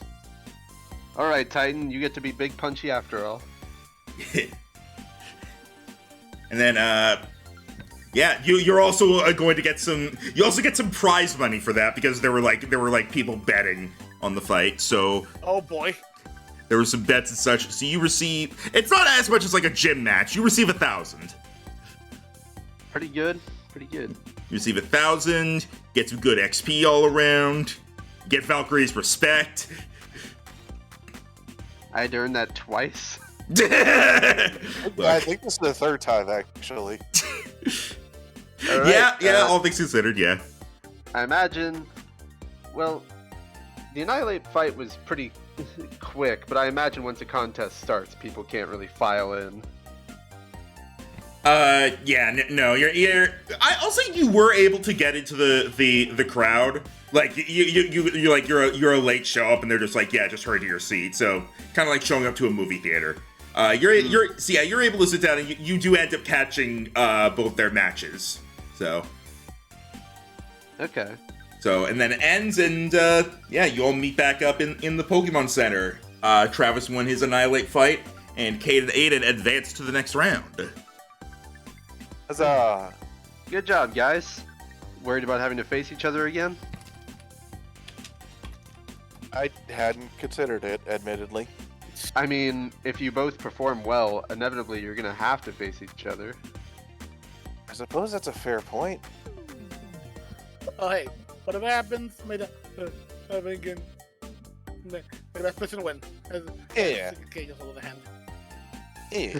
He's gonna shake his hand. It was a good fight. It was a lot closer than I thought, but Kong managed to squeak out a win, and I got these. Oh. Ooh. Just in time, too. Titan just evolved, and he's raring to go for a big fight. But we'll leave that for when you guys are done. All right. So, any opponents you guys are worried about seeing? Have you learned much about that one champion who's been watching you? Honestly, I don't think he said a word. Yeah, no, he did not say like that entire time.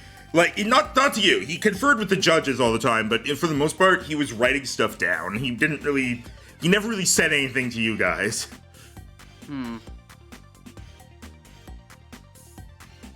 Well, guess he's the type who let his Pokemon do the talking.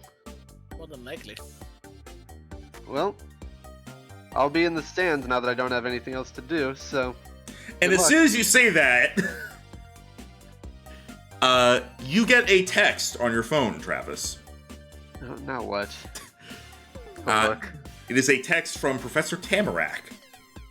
Oh, Tamarack. Maybe she's discovered something.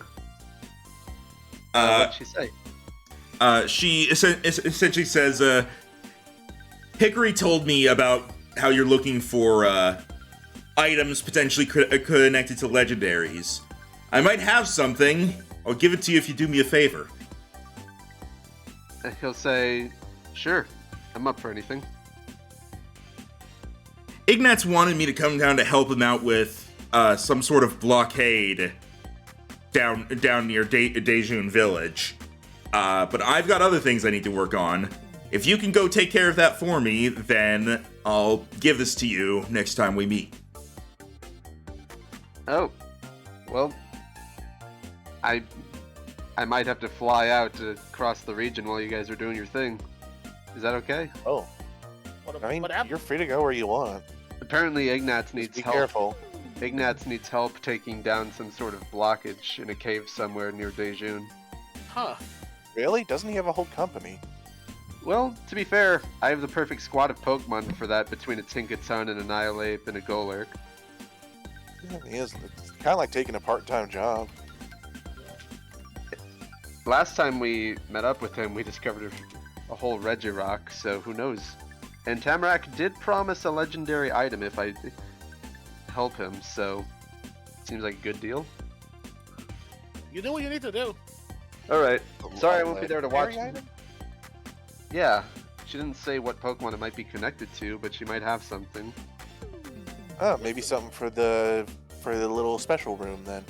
Yeah, What's a Hickory's been contacting people, it seems. So, sorry I won't be able to watch the finals, but I'm sure at least one of you will take home the prize. Yeah, we'll make you proud. Alright. Let me know if anything comes up, but I think you guys should be fine.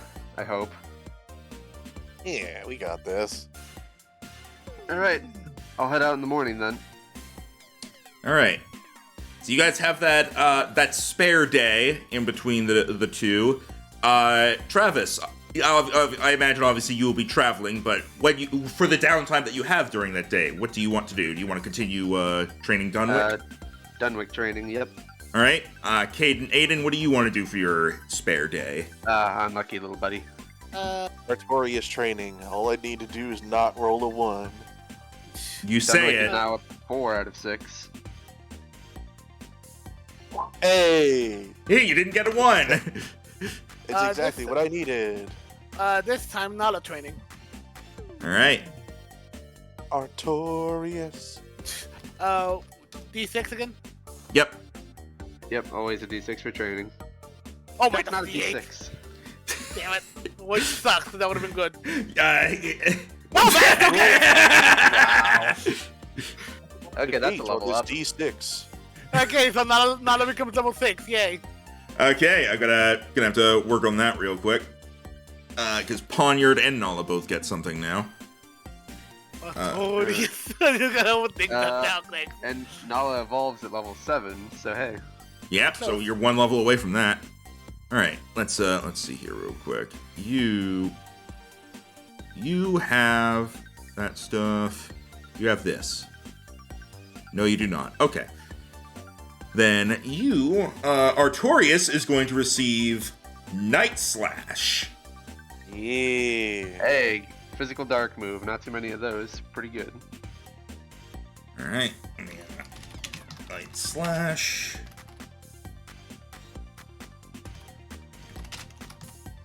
Boop.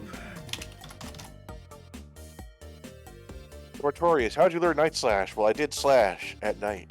At night. I burned my hand at night. Thank you, man.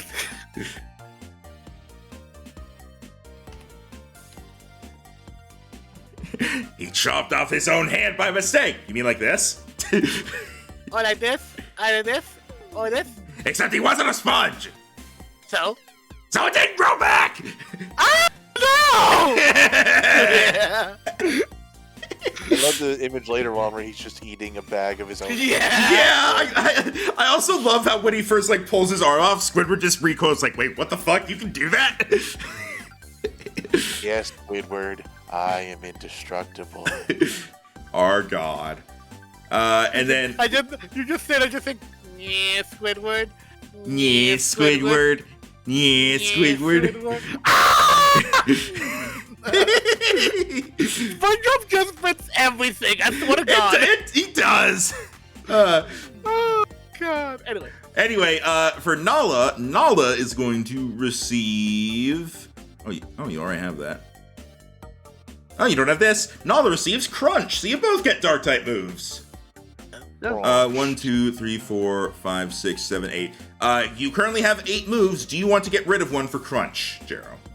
Give me a second. Yes. Do you have regular Bite? Because that seems to happen a lot where Pokemon gets Bite and Crunch. Leo actually doesn't learn Bite. Only Crunch. Weird. Odd. Well, she just learned. We taught her Fire Fang via TM, so that's a keeper. No, she already had Fire Fang. Oh, weird. Yeah, she knew it naturally. I think I'll work on getting rid of.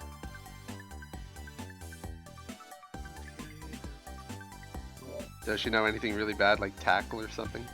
Or Tail Whip.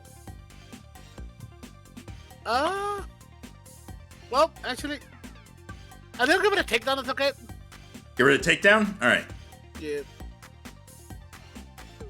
Because as good as it is, you do one less to hit, and also you take damage from it. I'd rather deal with something that I can actually work with. It is also a stab move since Nala's normal type, but it is your choice. Oh shit, that's right. Real question is, how fabulous is her hair? I mean, I still have freaking head, but that'll still work. I'm gonna let it. and she hasn't evolved yet, so no fabulous hair yet. True. Yeah, she's slowly growing. Yeah, and that plus. Oh, I just realized it's also gonna be a moot point, and when it evolves anyway, because she's a special attack when she evolves. Yep. Alright. With that all taken care of. So that's what you guys spent the next day on. We're going to do the intro for what Tim's doing before we get into doing some more simultaneous things. Okay. Neat. As Tim, okay, so the party is in Idatana. Let's just get Travis out here as a separate token. As Yep. you go to you make your way to you are told to Your way. you're told to go to Dejud Village and head south, and you do so, and you eventually run into Ignatz and a couple of his mine workers who are just basically waiting for you, like a mile or so outside the village. All right. Does it seem familiar at all, like a sense of Deja Village? Well, that was in the actual town. All right. Travis will head over and be like, "Hope I didn't keep you waiting. Came as soon as Professor Tamarack called me last night." Yeah, she said she was going to get someone to help out with this. Can't say I'm surprised to see you again. Yeah. I've been around a lot. I had 1 badge last time I saw you, now I have 4. Just keep getting stronger. Yeah. Yep. Hopefully. That Mankey you gave me served me well too. He's a full-grown Annihilate now. Good to hear. Seems like you might be the perfect person to help out with this then. Just to check, you Kong is back at the PC, right? I think specifically for this, since we'd be clearing out rocks and stuff, he would have put Bahamut in the PC and brought Kong along. All right. So, did Professor Tamarack tell you what you were coming to help out with? She only said something about a blockade that needed to be taken down. That's a way of putting it. Here, come with me for a bit. Alright. He's going to start leading you. And Your way. I will put everybody's tokens here just so everybody can see this. Give me a second. Boop boop. Boop. And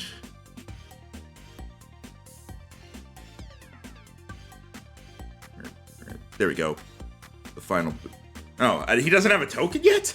I thought Ignatz apparently doesn't have a token, even though he has the picture. I think he had a regular just color blob during our Regirock battle. I think he did. Yeah. All right. Well, it's fine. We won't really need to see that anyway. So let's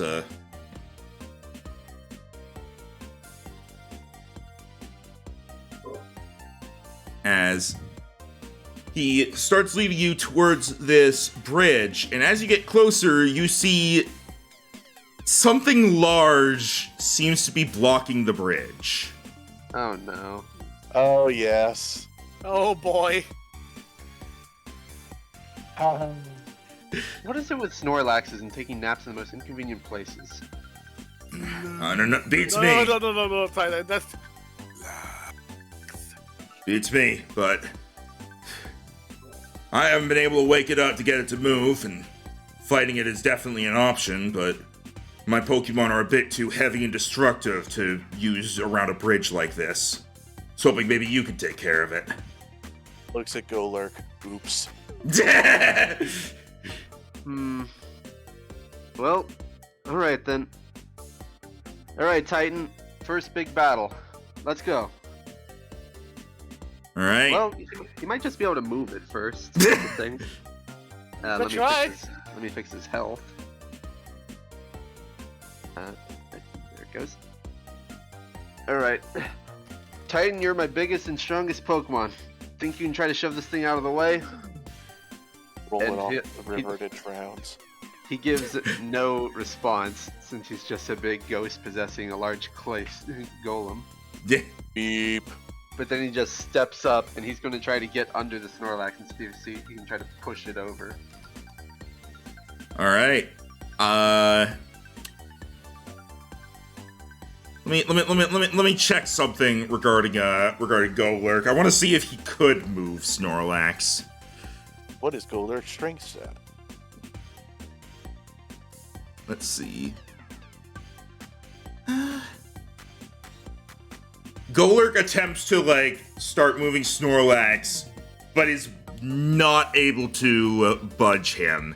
Snorlax is fucking heavy. Fair enough. At Alright? least he's not Groudon. Since Travis can, he didn't bring Paul along for this, who would be his second strongest Pokemon. But, since we might have no other choice, Travis is going to bring out Amy, who at the very least can resist anything Snorlax does to her. And he'll be Really like, waiting for her to try and hit it and just rubber ball, just boing. and since we might have no other choice, Travis is gonna be like, well, didn't want to have to do this, but Golurk, or Titan, use Brick Break. Alright, and we will get to that in a moment, as we are going to, for now, move ourselves... The bricks I ate for lunch. We're going to move ourselves up here to where the contest battle is preparing to happen. As you guys are currently being kept backstage, along with the others who have made it to the finale. That being Oswald and his Phalanx. Reese's Puffs.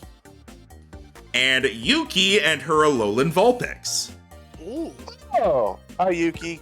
Okay, so fire, ice, and pure fighting. Well, no, it's pure ice. Okay, pure ice. My bad. I don't know. That'd what be I neat thought if it was fire ice. Nah, that's the only fire ice type I think is that weird Darmanitan. Yeah.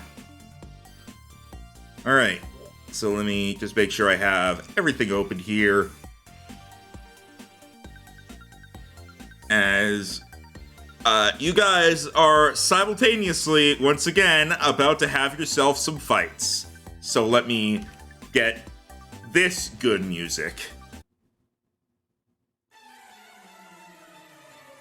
Roll initiative. Alright. Let me check my Pokemon speed stats. This one will be going on just regular initiative order. I figured. Amy gets a 22. And Titan gets a 25. All right. Oh, I also got the roll for mine. 31. It's Shory's lucky number.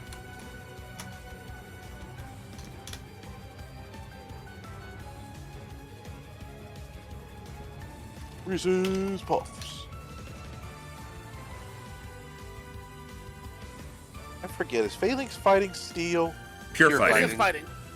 Oh. You would think because of how it looks, it might be part steel or part bug, but pure But fighting. but oh, sorry. 20.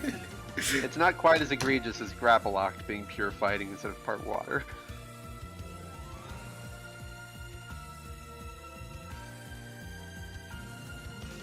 Well then! You automatically take first with essentially 32. Rhino rolls 31 and Jero's like 30 natural.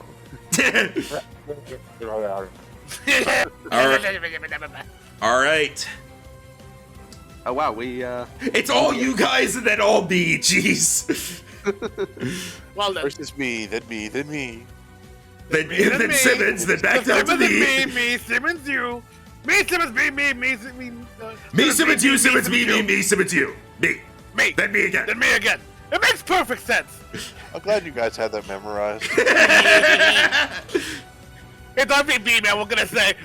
Anyway. I'm amazed. I watched that episode once, but I have that entire bit memorized. It's always just with me. It's always just like there's certain shows where just like certain episodes just become ingrained in my head, and I don't know why. Rained in your brain. All right, let's start up. As the battle is called to begin, Oswald steps out with his Reese's Puffs phalanx, kind of just arms crossed, like grinning, like, "Come on, troopin', let's take him down." All right. Yuki steps out with Vulpix and goes, "Oh, hi again." Good luck. Right, come on, Sleetfoot, we can do this. Ooh, I like it. All right. And it is called to begin. There is no turn limit on this. It is simply what the scores are when only one is left standing, or when something reaches 100 or 0. The usual rules apply, the new usual rules. If something, anything that normally requires an item to end will end after 3 turns regardless. All right. Okay. Go ahead, Cayde and Lapis. You got a nat 20, you get to start. You Yep. both definitely have your type advantages here. But yeah. Okay. Again, Lapis, showtime. And if we go ahead and start this out, we're gonna. Lapis is immediately going to. Is gonna fly forward towards Phalanx, doing like a little spin maneuver as it's going so fast, it almost looks like the wind is following along, as it stops. Then it strikes right here and then just launches a barrage of missiles a la Air Slash. Ah, all right. All right. Because the interesting here is that Phalanx and Yanmega both resist each other's normal types. Die missile barrage. Pretty much. See if your first hit lands. See you in the eternal. Probably not. I'm gonna guess no. That's Yep, that does not hit. Damn it. Wait. It's actually That's... special. It still does not hit. Barely. Damn it. AC 14. I'm assuming. For special, yeah. Damn. No. I'm guessing it's still. I'm guessing it's still like got some points because of like the movement, but it didn't. But it just stayed. Everything It else canceled was- out what you would have lost for missing. Yeah. Alright. Before we continue, I need to go to the bathroom really badly, so I will be right back. Oh, that's fine. Bathroom break for all. I actually need to go to real quick too. I'm not leaving my chair. I did that when it wasn't my turn and other things.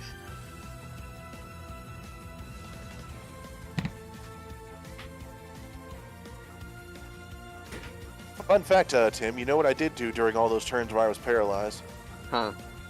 I caught the first evolution of Tinkaton. Oh, nice. Just kind of stumbled across it.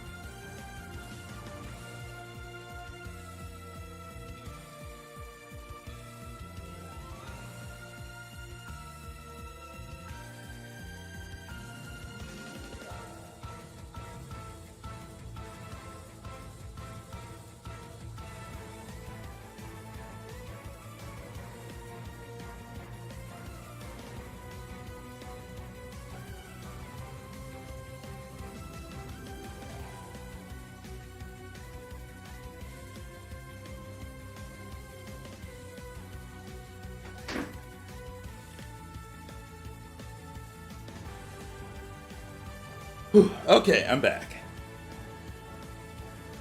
Who else is here? Back. While you were gone, I won the contest. I'm guessing Jero and Tim are gone. Tim didn't leave. I'm here. Okay. I imagine you're not going to attack Lapis, so we can go with Shory's turn. Alright, then I think what I will do. How to start. Okay, Shory is going to stand up. He's going to hold up his tendrils. He's going to thrust them forward, slowly pull him back, forward, back, almost trying to look like motions of a wave, or he's drawing something towards him as he keeps this up.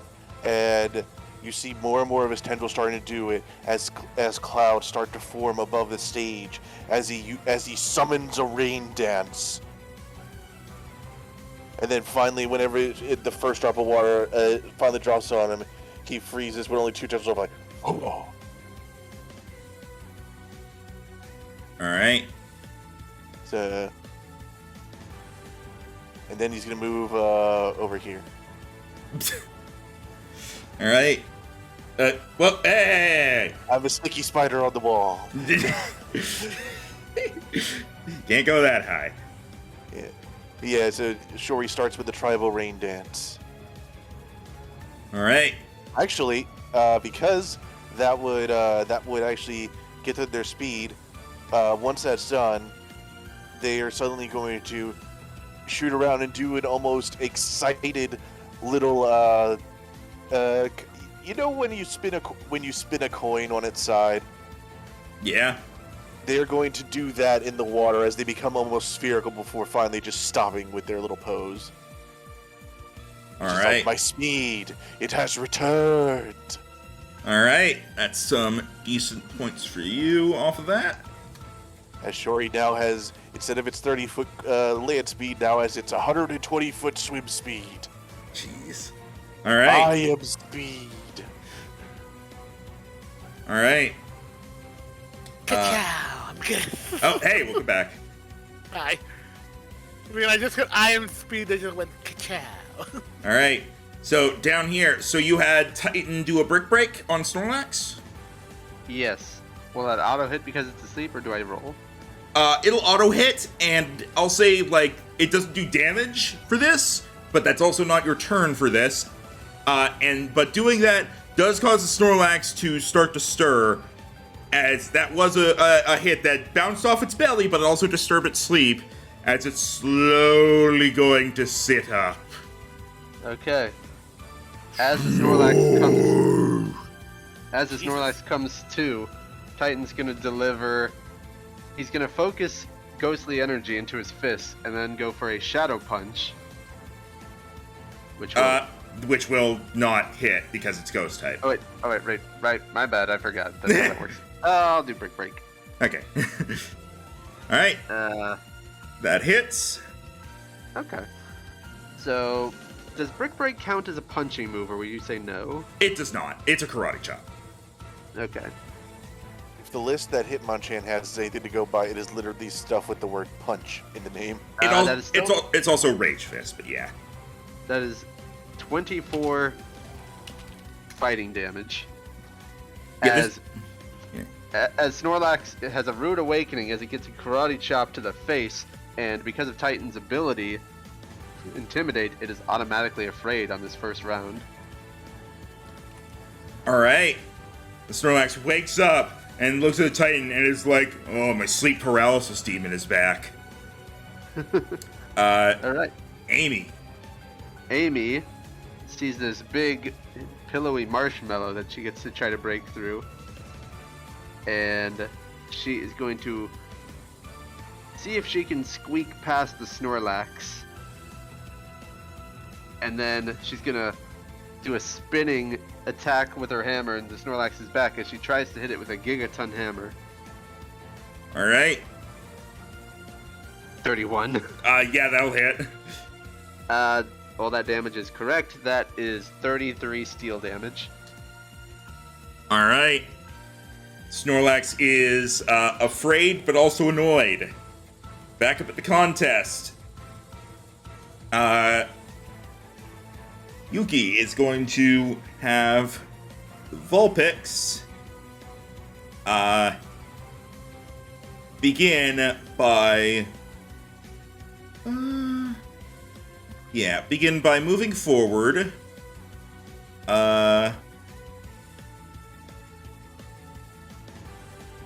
It's gonna do some measurements. You know, get out the classic measuring tape. Yep. It's gonna get to here, and it's not going to do anything.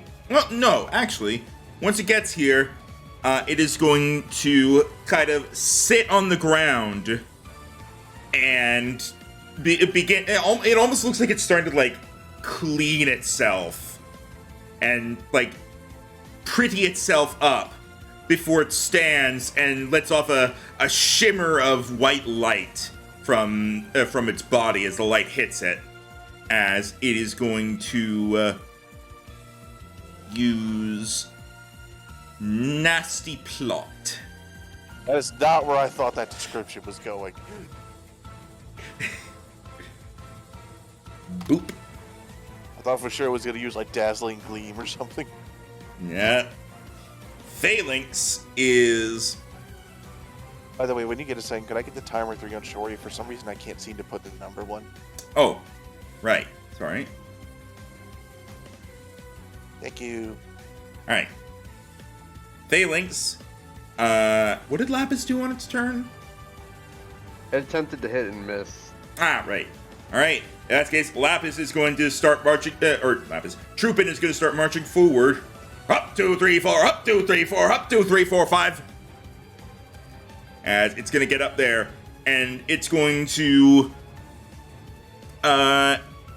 is going to kind of, all 5 of them are going to jump in kind of like a wave fashion before they all lower their heads, and they simultaneously charge at Lapis, trying to hit it with an Iron Head. Ah. That is an 18 to hit physical. Meets it.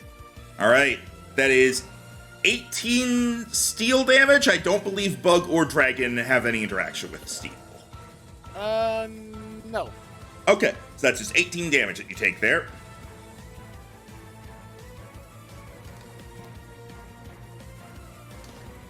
All right. And now back down here, Snorlax is not a fan. Oh, hang on. Let me give it the frighten. Hang on, he might be a fan. We're polling right now. Not a fan of being woken up in general, as it is going to slowly stand up on its legs, and then it's going to lift one leg up, and earthquake. Oh, jeez. Oh dear. And because it has the ability Simple, it gets stabbed with this earthquake because it uses ground as the type it gets stabbed with. Oh my. So first, let's see if this hits. It has disadvantage. 22 to hit, physical. I'm guessing that hits both Titan and Amy. Yes, that will hit them both. Titan is neutral to ground damage. Amy's weak to it. All right. Titan will take 25. Tinkaton will take 38. Ow. As the Snorlax sends the ground rumbling, as it is making it clear, "You woke me up." That was not cool. And let's see. Not cool, bruh. It is still frightened. Okay. So it is frightened for 2 more turns. Back to Lapis. Also, I didn't really mention this because you overrode it immediately, but when the Vulpix came out, it did begin to snow, and then you made it rain instead. It's like, I like this, but hold on just a second. But let's melt it. I like it, but let's make it more wet. All right, Lapis.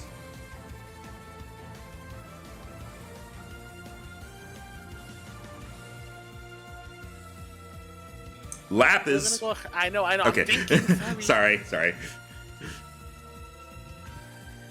I think we're gonna go ahead and let's see, get some close. While as it gets hit by the what's the still move again to hit with Ironhead?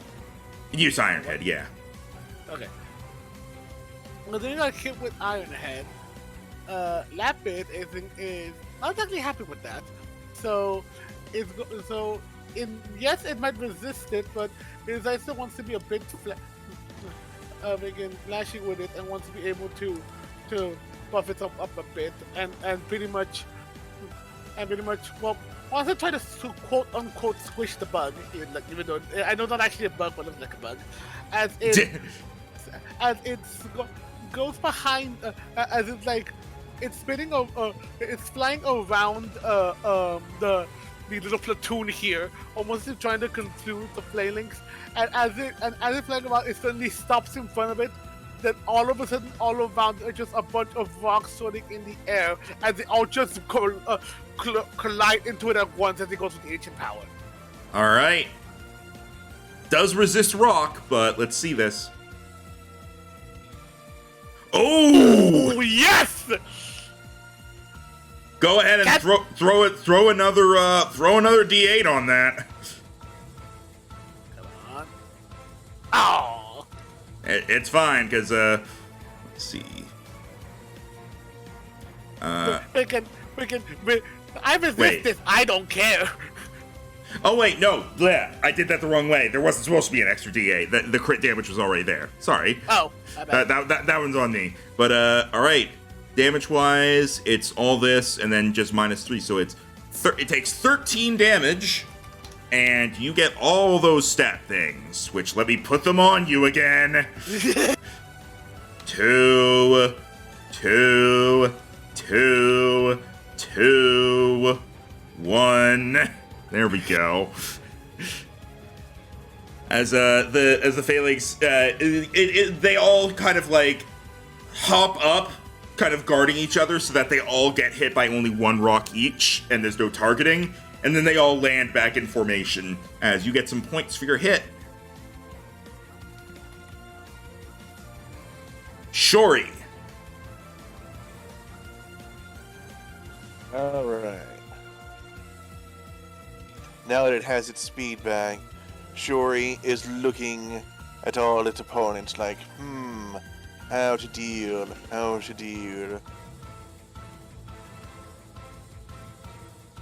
And so the first thing it's going to do, let's see, let us take a look. There's so many options here that I would certainly love to attempt. Rhino went British on us. We're not getting him back. But I think we could possibly start this off right. As Shori, with its new speed, which by the way, because I don't ever do this, Max, how do I do the little trail thing? Where like does the one at a time movement? You click it, and then you do the arrow keys, and you pause between each one. Or do you mean like doing this? It didn't happen. That thing you did where you would like move and it would almost like measure it out in steps. Okay. You grab it, and then while holding it, right click. Ah, okay. And then you right click for every stop you want it to make. Yeah.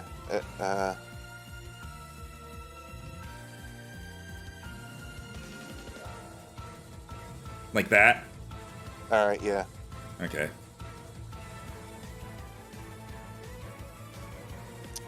It's not really an option with a single button thing over here. Nah, sorry. Okay, but essentially, Shori is going to take its movement speed as it goes up onto its side, and like a spinning wheel in the water, just starts cruising around the battlefield.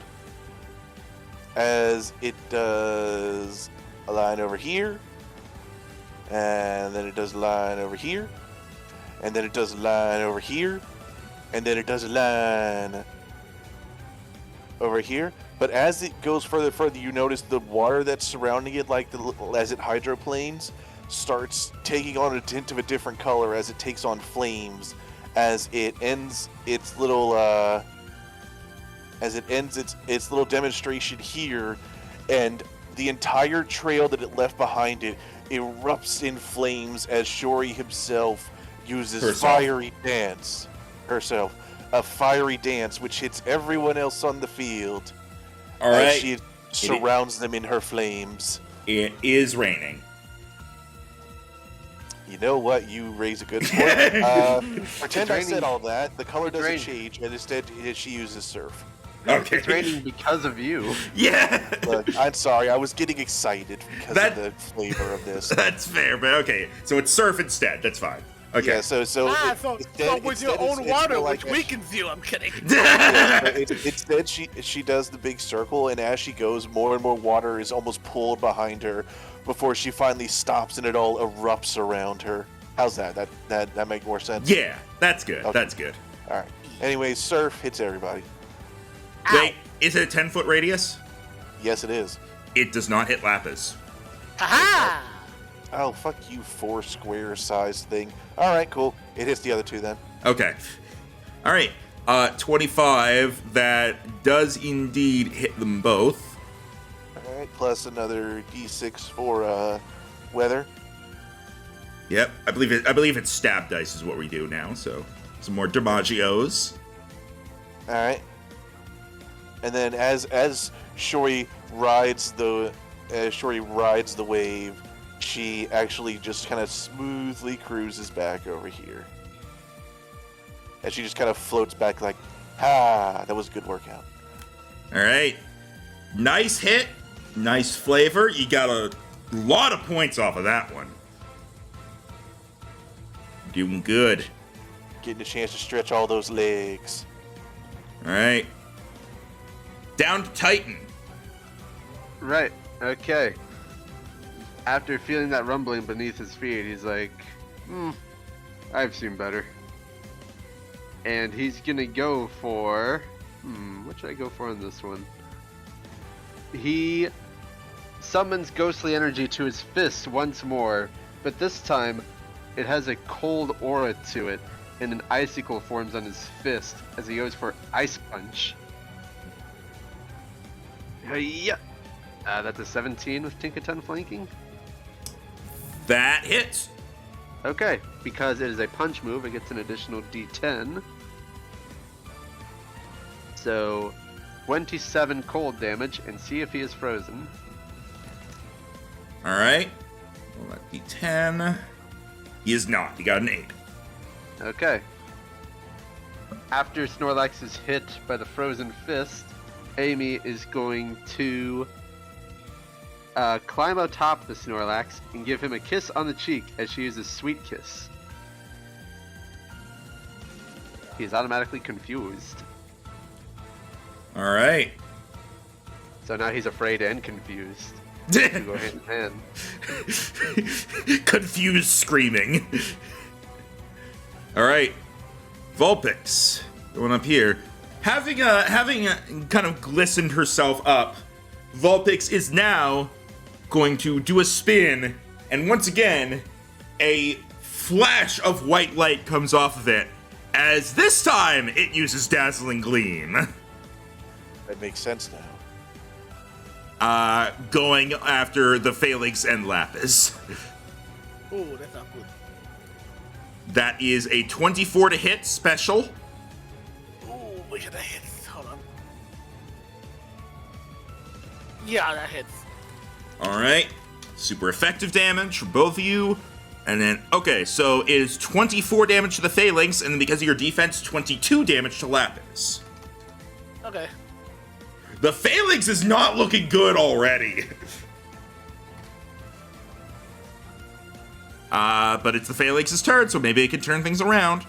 As it is going to acknowledge the greater threat, apparently. Well, actually, no. Everything's been a problem so far. But it's not giving up because it's going to. They're all going to face the audience, lower their heads, and then bring them up in a display of showing the points of their horns, showing their power, as they use no retreat. Ah. Yeah, that's the classic. Yeah, and that Lapis will give a nod, as if you go out, you will go out with in a blaze of glory, and as a dragon type, it respects that. Yep. And boop, boop, boop. So it now has all the same buffs that Lapis does, and also can't be frightened. Having done that, it is now going to face Lapis again, ready to continue the fight as we go down to Snorlax, a different fight. All right. So first off, Snorlax, do you get to do anything? Yes, you do. Okay. All right. The Snorlax is going to,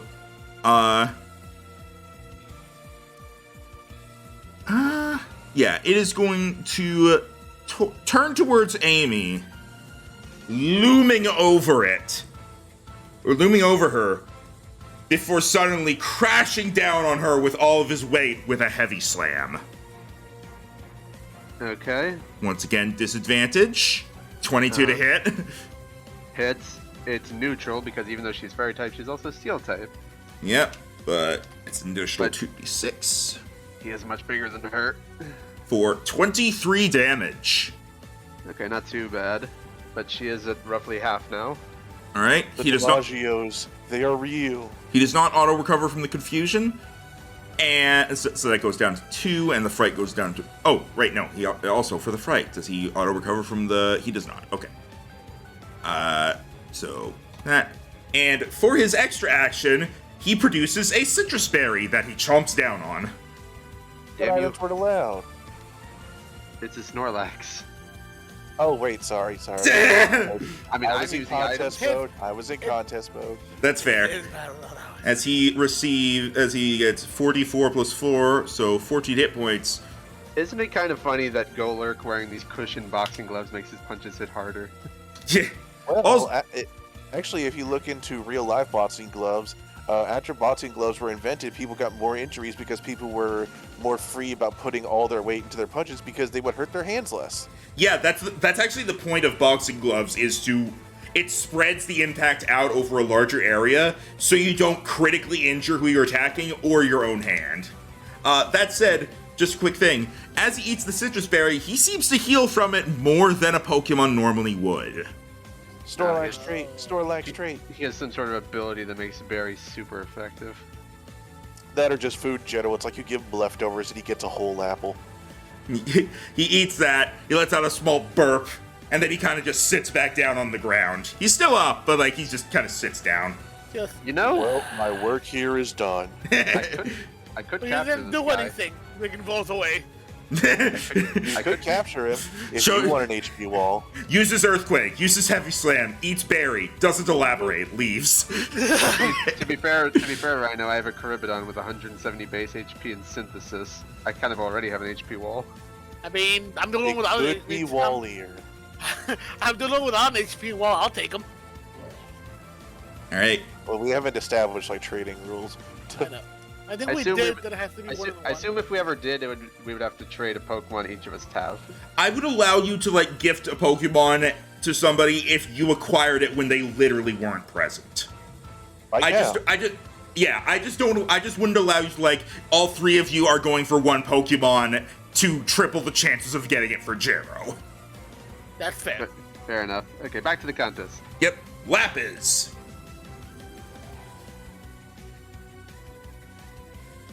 And seeing that his opponent not giving up without a fight, which has earned Lapis's respect. Respect your cutting, but also hate you for it. Got it. Correct. I refuse to add that to my soundboard because I want to say it out loud every time. And that's fair. I'm just checking something real quick. Lapis takes out its tape measure. Pretty much. That will. It would go from. Would it go from Lapis or from? Would it start from Lapis? It or would starts start from Lapis.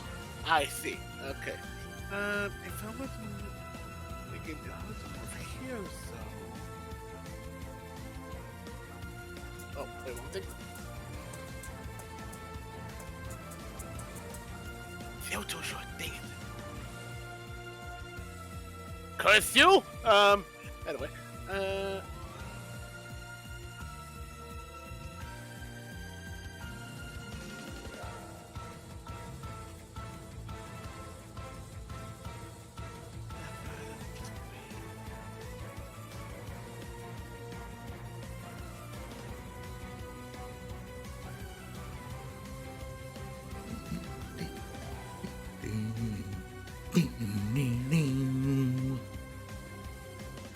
Supposed Too improving. To make it a bit more difficult, just so you can be able to do this to try to get away faster. As it Lapis will start quickly like zipping around the phalanx with more. but as it does, it suddenly multiplies. It almost seems like like he's surrounded by like multiple by the multiple Yen Megas, as it does double team. So it's to be able to destroy and to see like that, make it harder to hit, but also make it seem like it's facing multiple odds to give it like a worthy fight, as it were. The group of 6 Phalanx look at each other like, hey, that's our thing. All right. Good setup move. You get some points for that. Shori. Alrighty. Well, those two seem to be having their own fight. So let's take a look. In fact, everyone seems to be relatively nice. So why don't we take a look at a few creative options?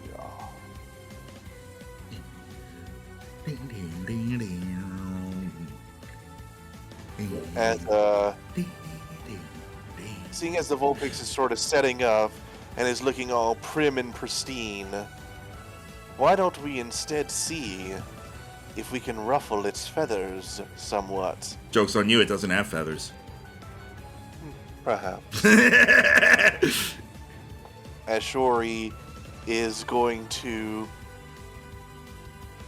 zip over to the Vulpix before suddenly flopping down flat on the ground, getting under it, and is going to start acting like a Roomba.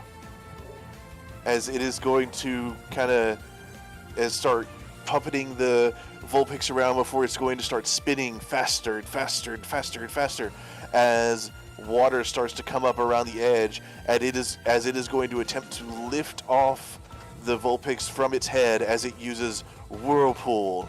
Maintain your prim and proper demeanor when you are dizzy and wet. All right. Dizzy and wet. You have quite the advantage against Vulpix, seeing as you're quad resistant to it. Yes, I am being an evil Roomba at the moment for the cat that is just trying to pretend it's too good to see me. Buzz, motherfucker. That might not hit.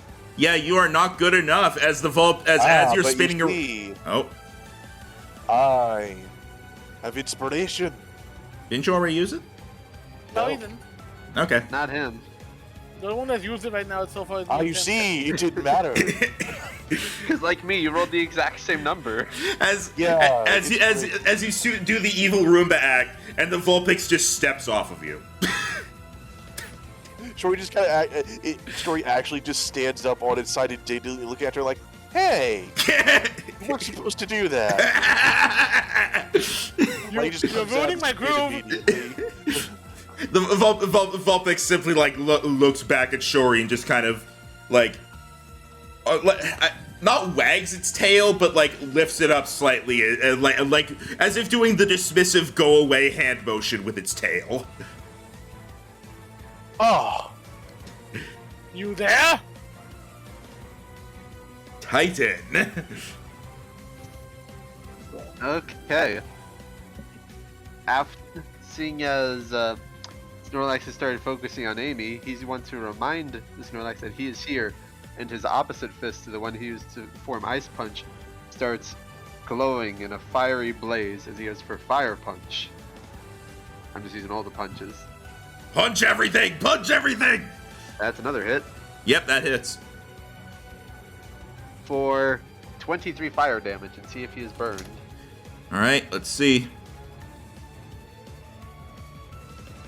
He is not. Got a 7. Okay. Amy, who is a bit shaky after having this gigantic marshmallow fall atop her, is going to squeeze out from underneath and is going to retaliate with a Gigaton Hammer. 16? 16. Yeah, the flanking makes it hit. Okay, nice. That is 36 steel damage. All right. Not too bad. All right. Back up at the contest. Vulpix sees that Shori is trying to make itself known to her. So she is going. Be Fox Senpai. She's going to simply turn to Shori, and with a little wave of its tail, little ice particles float off of it, kind of swirling around itself before moving and swirling around Shori, making it dizzy as it uses Confuse Ray. Okay, I was avoiding doing that, but alright, gloves are off. You tried to Well, play that Roomba way. me! My gloves are still on. Alright. And then having done that, it's going to move to... Nah, it'll stay where it is. Phalanx, next up, has decided we're going to fight to the end! And it's going, and they're all going to... They're all going to try to dogpile on Lapis, try to pin it down and attack it from all sides with a close combat. Don't put on the wabbit, don't put on the wabbit. 27 to hit, physical. Really, it hit. It hits, but you do resist it. Yep. Damn. So with your resistance, okay. So I have bonus damage, but you take less damage, so those two are canceled out. So with your resistance, wow, it did not get good on the dice, huh? You take a total of 17 damage, and it essentially loses its defensive buffs. I'm sorry, Phalanx, but DiMaggio's was not your sponsored cereal for this contest. All right. It unfortunately was not. Should have went for the sponsor with sausage failings. I get it. All right, Snorlax. Let's see here. He attempts to stand up to turn to Titan, but turns a bit too fast and falls back down into a sitting position, but lands kind of roughly, and he hurts himself in confusion. Okay. Uh, Nice. And then real quick. Okay, and then he gets rid of the confusion afterwards. But he does hurt himself for a fair bit, as he was not able to do anything that round. Lapis.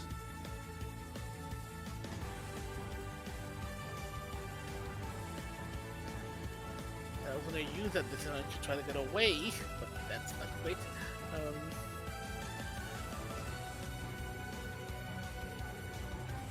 This might work.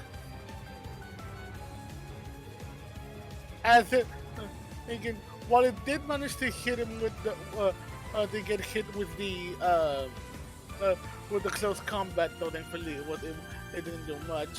Yanmega shoots it off as it suddenly, it's almost like it flies, like it starts flying again and almost like just flying over and over and over. It almost starts like spinning itself before right when it looks like it's gonna dash towards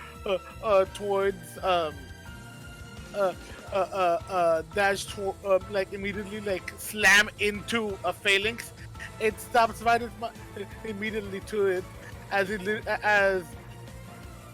psychic energy just comes in with a yeah as it tries to hypnosis. All right. So that's a D4. Yeah. Come on, roll 20. There we go. It does not work. You got a 4. Wait, oh, right, no, you have effect spore. Oh, that's true! Hang on.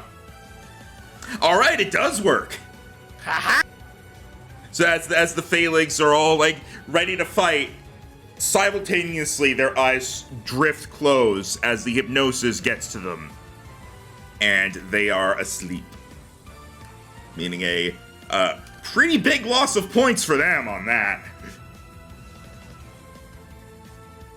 All right. Shori, All right. Well, let's see if the coins rob me of this at the very end. They do not yet. Shuri, looking quite. Sorry, an Enderman would just walk past my screen while I was on the pause screen. That was scary.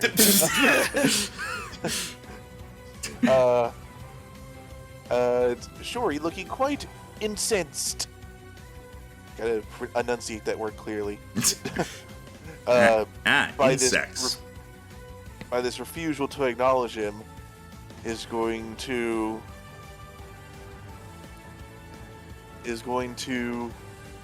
flex its tentacles a few times. It's just like, all right, this is what we gonna do, huh? As Shuri is going to pull out behind itself and put its tendrils over its core as it starts to spin once more. It actually doesn't go that far this time. Instead, it seems to be more focusing on speed as it becomes a pure blur. And as the lights play off the jewel in the center, the tendrils reach in, and as the Starmie seems to speed up to that point where you're staring at something and then it seems to slow down and then start to go backwards, it seems to almost draw the light out of its jewel into the hold of its tendrils as it's going to pull out the light and is going to use Swift on all three. All right. Because it's a 15-foot cone, so I believe that should hit all three. It does not hit Lapis. That'll do. It's like, I will not be ignored. As just the pure speed and fury come forth. Fury! As it withdraws its inner power. As it withdraws its inner power. Oh, hey, Shuri's level 8. I should have added more to that damage from earlier. And actually on all its stab stuff. I'll do that between turns. Anyways. 14 damage to both.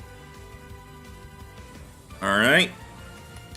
I have some stab to adjust. All right. So, yep, that goes well. That works out. And as this fury ends, as the steam starts to come, you see steam start to come off Shuri as the rain ends, but it seems a heat has begun. All right. Also, roll a d4, see if you get rid of the confusion. Alright. Nope. Okay, you are still confused for 2 more turns. Alright, at most. Titan! Okay. He is going to deliver another ice punch to Snorlax. Yeah. Oh yeah, that'll hit. 27. Alright. And... barely not frozen, got a 2. How's it looking at this point? It's not looking so good. It's pretty bad. It's been below half for a little bit. Alright. Can I use my other turn with Amy to use a Pokeball? Yes you can. Okay, let's see what I want to use here. I will use one of my Great Balls. How great is it? Let's find out. Not good. No, yeah. That one, like, the Snorlax kind of swats it out of the way as it comes at it. It actually grabs it out of the air and tries to eat it, and then realizes it doesn't taste good. And you're like, Well, that one's gone. just like, It actually chews it up and swallows it. It doesn't spit it out. oh god! Try again later. It does that little unhappy face. Yeah. That wasn't a berry. It was blue. It tricked me. All right. The Vulpix. I like how it's. I don't even like those. He's Sorry, go- it just felt like a guru moment. I don't know what I mean. I do know what you mean. As it is going to...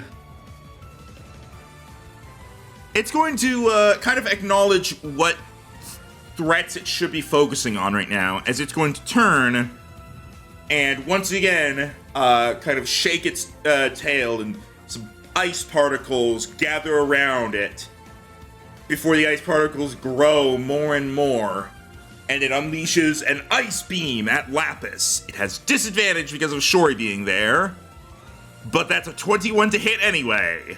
Ooh, Jeez. that's not great. Yeah, sure, he has the tendency to face hug. Which means you take 30 damage. Wait, 32. And Oh no. and roll a d10. All right, you're not frozen. You're not frozen today. Phalanx is asleep. So hang on. Let me double check. Quick snooze. Oh, a quick snooze. Hang on, I'm pretty sure I have that. You should. Yeah, I'm fairly certain I do. Oh, a quick snooze. There you go. All right. Anyway. Okay, so asleep. At the start of its turns, roll a d4. So now we see if it immediately wakes up. It does not. Thank God. So, as a result, it is just still unconscious and is not able to do anything that turn. Its points drop drastically. Back over to Snorlax. He doesn't have points okay. when he sleeps. Yep. This is true. Snorlax is going to kind of look back and forth between the two Pokemon attacking it. Trying to, seeming like it's trying to make a decision. Wait a minute, they're attacking me. And it is then going to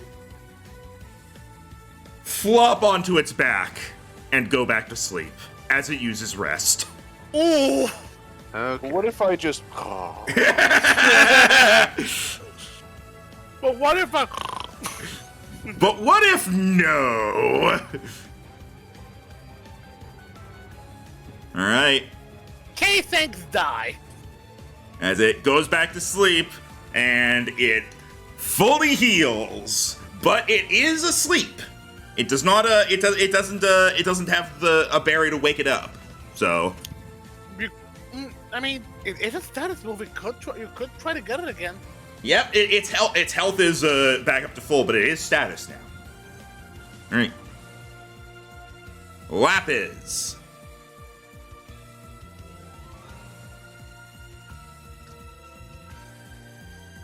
Oh, well, I can move it from the Phalanx now.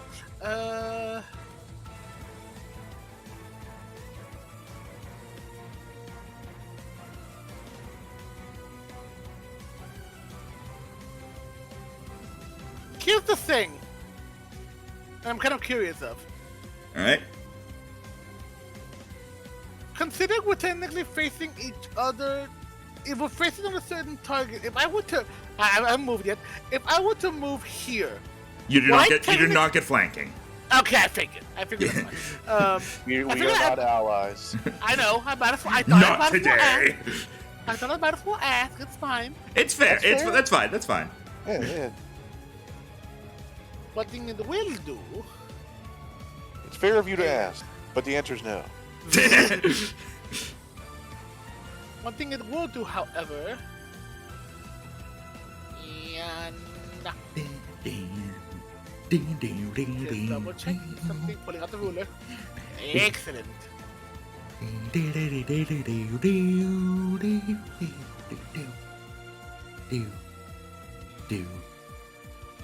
Being in this range, God, please hit.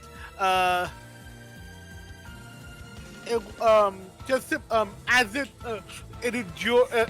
endured the ice beam, though thankfully it didn't knock it down. Despite it, it quickly flies over away from the sleeping phalanx. As it's flying, it's like doing little spins in the air, pretty much letting the few leftover ice particles that were getting from the ice beam flicker off its scales to give it a shining effect. As it, but yet, as there's those faint blue ice effects from the ice beam, there's also more of a silvery glitter around it. As once it lands facing towards both Sherry and I forgot Vulpix's name. Sleepfoot. Sleepfoot. As I mentioned, I've just been saying Vulpix. Yeah. As it stops in front of them, it unleashes the wind as it goes for a silver wind on both of them. All right. All right. Does that hit Shori? Now what hit both? that is sorry. special? Yeah, special. It does not. It does not hit Vulpix either. Oh, come on! As you make a good performance with it, so you don't lose any points, but they are able to avoid the wind itself. Shit. Shori. Wait, even with the... Oh, wait, no, only if it hits. It's not... It's damage, it's not... Yeah, it's Never yeah. mind, never mind. Yeah. Alright. I don't have any thinking stuff either. Shit. The steam continues to rise off Shori as the lights within its core coalesce. Its speed less now than it was but it seems to be repeating the same wheel-like action on the ground, but now you notice it's almost as if the friction itself is giving it the power it needs, as sparks and small embers come off where its tendrils meet the floor, as it turns into a sort of flaming wheel, as it does a quick 180 around the Vulpix before it slides down to its more horizontal form and unleashes whirling tentacles of flame, much like Katara at when she does her little octopus thing. In Well, the first, finale. see if you're confused. Oh, I'm sad that you let me get that far into the fun description. I didn't want to cut you off. Okay, I continue. Yeah. Anyways, tendrils of flame come off as they lash out and all around it as it uses fiery dance. Only on Vulpix? No, it is on everyone because it's a 10-foot radius. It doesn't reach that. 10-foot radius. I know. It's just, that would be the third time that you thought you calculated it. It did hit Lapis. What was it? Fiery dance. Go ahead and. I haven't rolled it yet. I was doing my sick fluff. Oh, okay. I was enjoying that. It's like its fury ignited it from water to fire, and I was enjoying fine, that. I have the mustard of fury on the sandwich of fuck you. 18. That will barely hit Vulpix. Excellent. You said 18? Yes. Physical or special? Special. Yeah, that hits. Yes. It hits Phalanx as well, so. Alright. Behold my fiery fury. Fury! Alright. And here's your D10 for Vulpix. Oh wait, is it part fairy? No. Okay, good. It So I wouldn't believe matter it's- if it was. Sorry, I forget the fairy interaction sometimes. That's fair. Yeah. Extra one. Still though, I'm just happy Shori's been able to keep up its momentum, for it, pun not intended. Go ahead and roll a d4, see if it shakes off the confusion early. It No. does not. It does not. It'll be confused for one more turn. That's fine. She is continuing to perform well, I think. Alright, Titan. Now I is see the that damage, Titan by the way. or Titan from Megamind? You took 15 Okay. damage, Lapis. Okay. Oh, that's right. Okay. Since hitting something doesn't immediately wake it up, he's gonna go for a hit. Boop. All right. You would have advantage because it is considered prone. Okay. So go ahead and just roll to see. Okay. Okay, nothing changed. 20 fire damage. All right. And then Amy is going to... She went... okay, yeah, she went a whole round without attacking, so she's going to use her final Gigaton Hammer. For 28 more damage. All right. That's that. Good hits. Good hits.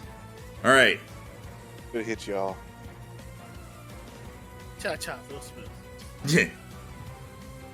Vulpix is currently relatively surrounded. I'm in danger, relatively.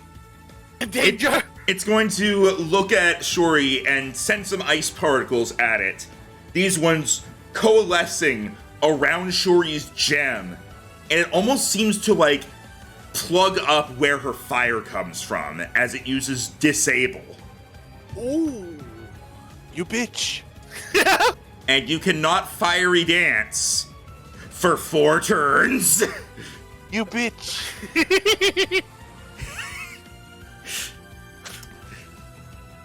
Like, Madam, the only one who gets this. This has very much the same energy as the freaking Yum to the Boma. You slut! Yeah. Phalanx is still asleep, losing more and more points. Reese's Puffs, no! Also, I'm just gonna give you guys an update on the points here real quick before we go to Snorlax. Please do. Okay. Alright, Oswald is at 40. Oof. Oswald being the Phalanx. Cayde is at 65. Aidan is at 75. And Oh, it's like a- Yuki is at 85. Shit, I didn't think she was still doing that well. I guess she hasn't actually missed yet. She has also been focusing on doing things that will get points rather than focusing on trying to fight. Notice notice how she hasn't attacked Shori at all because she knows you can recover. That's fair. Ah, that's I feel like I've fair. been doing decent at my fluff. You have been, and you have been getting some stuff. It's just you lost a couple points because of the Disable and the Confuse Ray. Alright. Is basically what it is. Okay, Tim's on the phone currently, so I don't know if he'll hear this, but well, it doesn't matter. We just see if Snorlax wakes up, and it does. Snow. As it gets up. Wait, hang on. Let me double check this. You cannot roll to wake up until you know. Okay, then yeah, okay. All right. Snorlax is going to get up and be like, "Oh, that was a good sleep. Oh, you're still here?" And it is going to turn towards Amy. No mean snack. Turns to Amy and is going to lift up its arm and bring it down hard for a hammer arm, which is going to do neutral damage if it hits. Oh, that's a 15 physical. I don't think that hits. Tim's on the phone, so I'll just check the defense stat myself. Yeah, that does not hit Amy. So nothing happens from Snorlax on that turn. All right. Back up to Lapis. Okay, so let's do it this way. Lapis will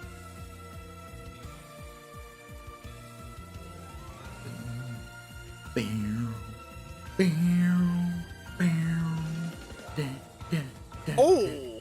Oh wait, no, that's only one time. Shoot.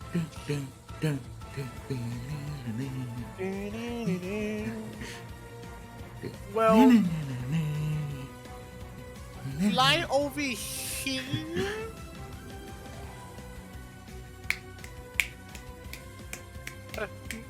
again, after shaking off the flames, again, Lapis will, because I imagine just like the last of the flames were about to peter out as Sherry disabled as Sherry was disabled. So you just see Lapis fly out of the flames, the flames licking behind him like a rocket as it flies over with doing a few spins in a few aerial tricks in the air as it's doing those the flames slowly change to a faint green as it gets in line of sight of both Sherry and Vulpix as it's gonna go in for a dragon breath to hit both. Oh boy. All right. Oh boy, here you go breathing again. We'll try to go big. Come on. Please don't go big. He went 25? big. Oh no. That hits me. That hits That Vulpix. hit me. That hit me. Aha! And remember, the paralysis and the effect spore will be in effect, so you have disadvantage. Yep. So roll Like you. roll 2d4. If either of them are a 1, you are paralyzed. Vulpix Oh, no. Vulpix is safe. Okay. Huzzah. Oh, and you Okay. took 15 damage, Shori. I thought he was excited about the spore. Oh no, 17 actually, because of the bonus. From, Right. So yeah, 17. Oh, and so pretty much as the dragon breath hits, while it doesn't paralyze the two, it just go ahead and strikes the two of them, and almost ignites it doesn't actually damage them, but almost think of it like igniting the faint trail that Sherry left before. So the two of them are just surrounded in a wheel of green fire surrounding the two of them. All right. Shori. Hopefully with that hit, that'll lower hers a bit while raising me a bit more. Because they did do a double hit. All right. You got some points, on. yeah. Come on, girl. No. Right at the end. That's gonna be damning for points when we're this far in. All right. So that's your attack, stab, and damage, and you lose some points as Shori is too taken by surprise by not being able to use her fire, and ends up kind of spinning out for a moment. Luckily, Shori's physical attack not great. Yeah. All right. Titan, is Tim back? Oh, okay. Here we go. Yeah, that'll hit. So that is 14 damage, and the D10.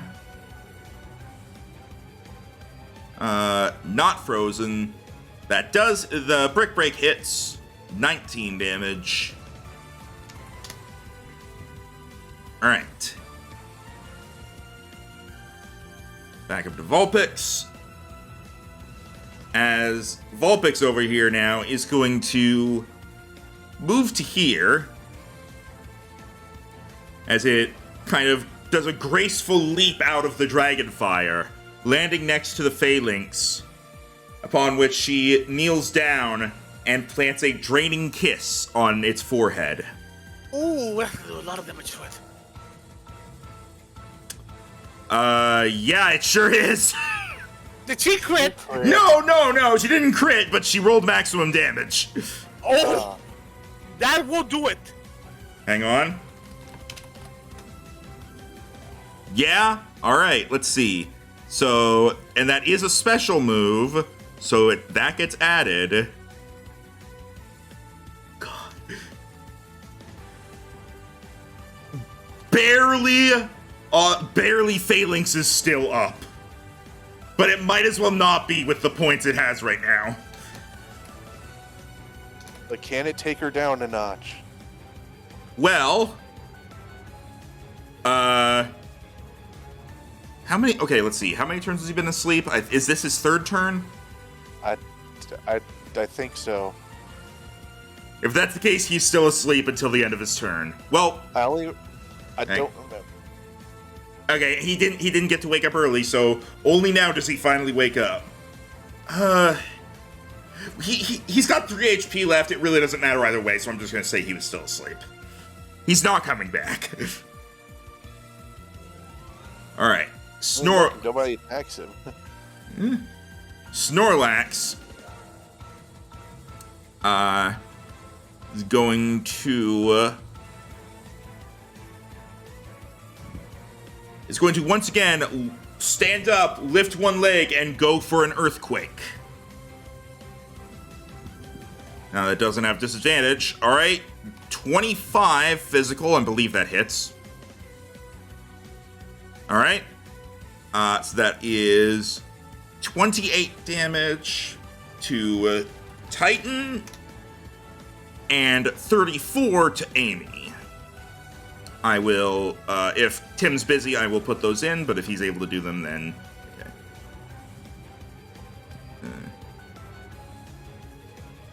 So that's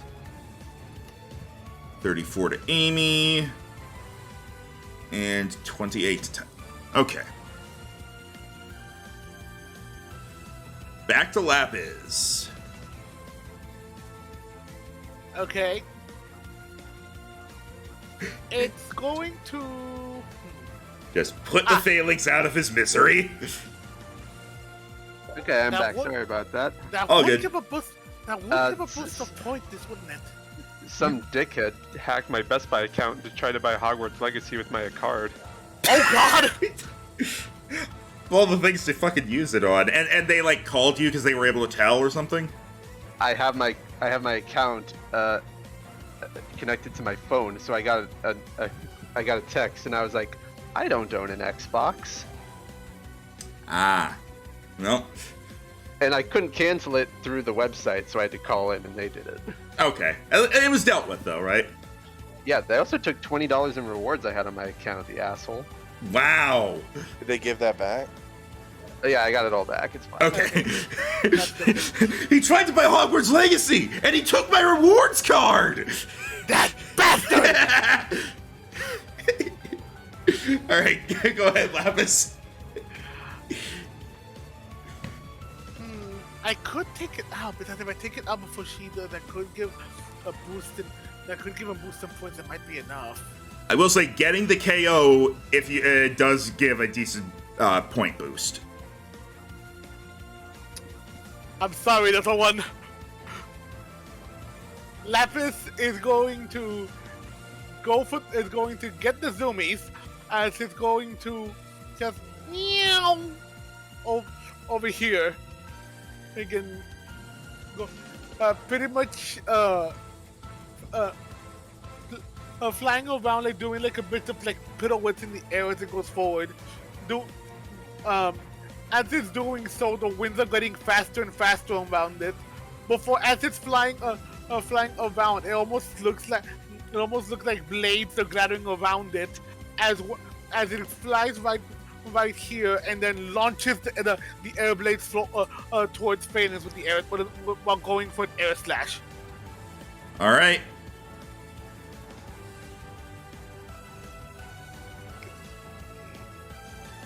Please work. Actually, no, would you? Oh no, this isn't up close, is it? Is it because of the freaking model? I can't tell. You need to be one away if it's ranged. Okay, I'm just making sure. Yeah. Because again, with the model, wasn't sure. Yeah, I get you. All good. But yeah. Yeah, that'll hit, and the Phalanx are all taken down at once. So pretty much, if I can do like if you don't mind me do how I want to do this. Go for it. Yeah, as like it launches the blades going towards it, Yanma, to make sure to make that it all hit, zooms forward like a torpedo, like it tucks itself into dive bomb essentially the Phalanx, and it pretty much once it crashes down the middle to be able to send the five Phalanxes flying, and as they launched into the air, they just get barraged by the air slash, as in doing some Lapis does like a bit of a barrel in the air, as in once they all like land in the ground. It's just hovering over it essentially like a king like a king atop its hill. Very nice. All right, you get some good points off of that. Oswald is now at 30 points after the KO deduction, and he just kind of starts leaving the stage. Literally, the next lowest person has 70. He knows he's not winning this. All right, Shuri.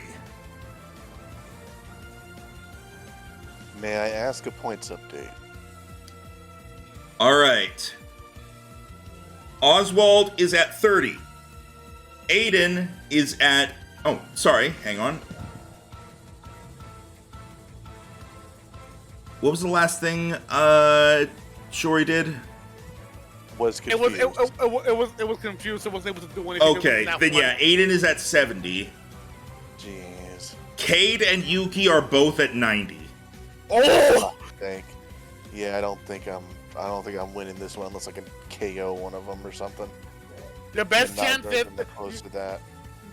Your best chance would be to go for the one right next to you, because I do resist your things. At least with her, she does more damage. You do more damage to her. All right, Shuri. Oh, right, the fool. No, I'm not confused anymore. Oh, thank God. Yeah. I thought you so well. I was about to be like, oh no. I was gonna do a thing where I was considering a thing where I would damage both of you because I had some nice flavor for it again. But at this point, I think the point is to actually have you both lose points. But unfortunately, I can't do that to both of you. I can only do that to one of you. It's a bitch. So it would rely.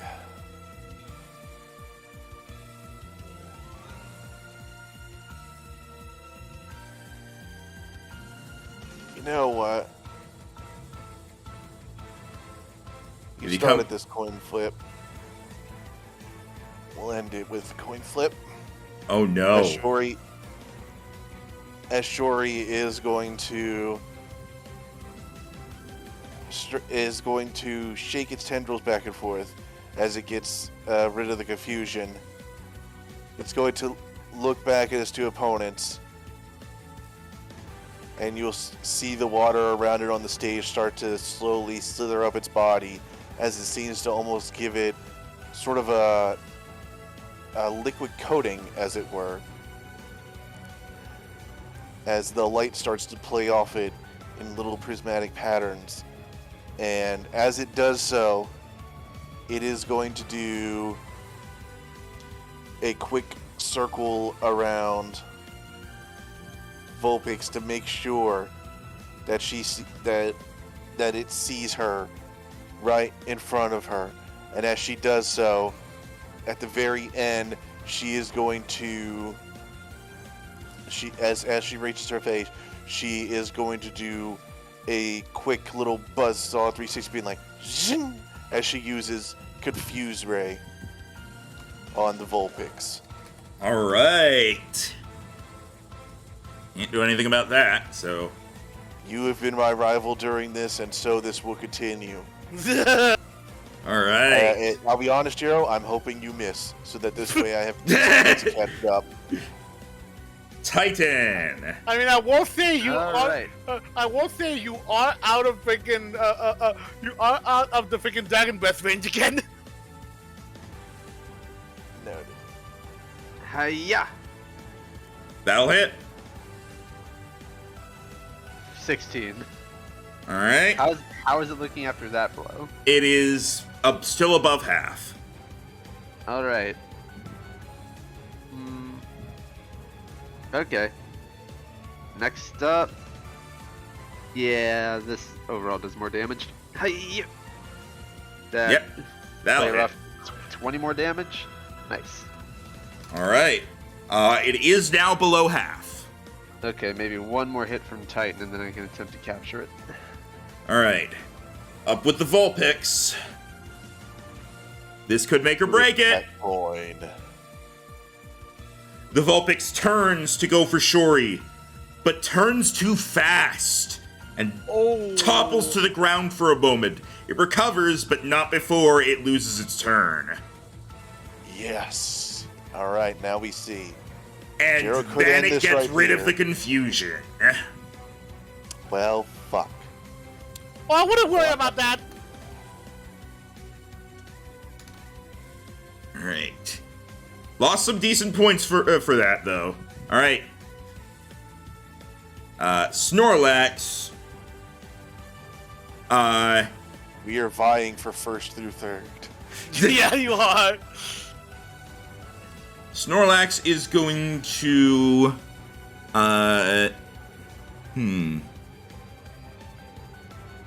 Snorlax is going to look to Titan. And is going to kind of open its mouth and go... Snore.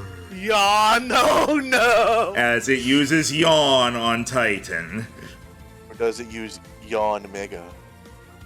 Aha! Jokes! Well, I still That's got my one thing. more turn before that Move takes it. effect, so that's fine. Yep. Lapis. What will you do?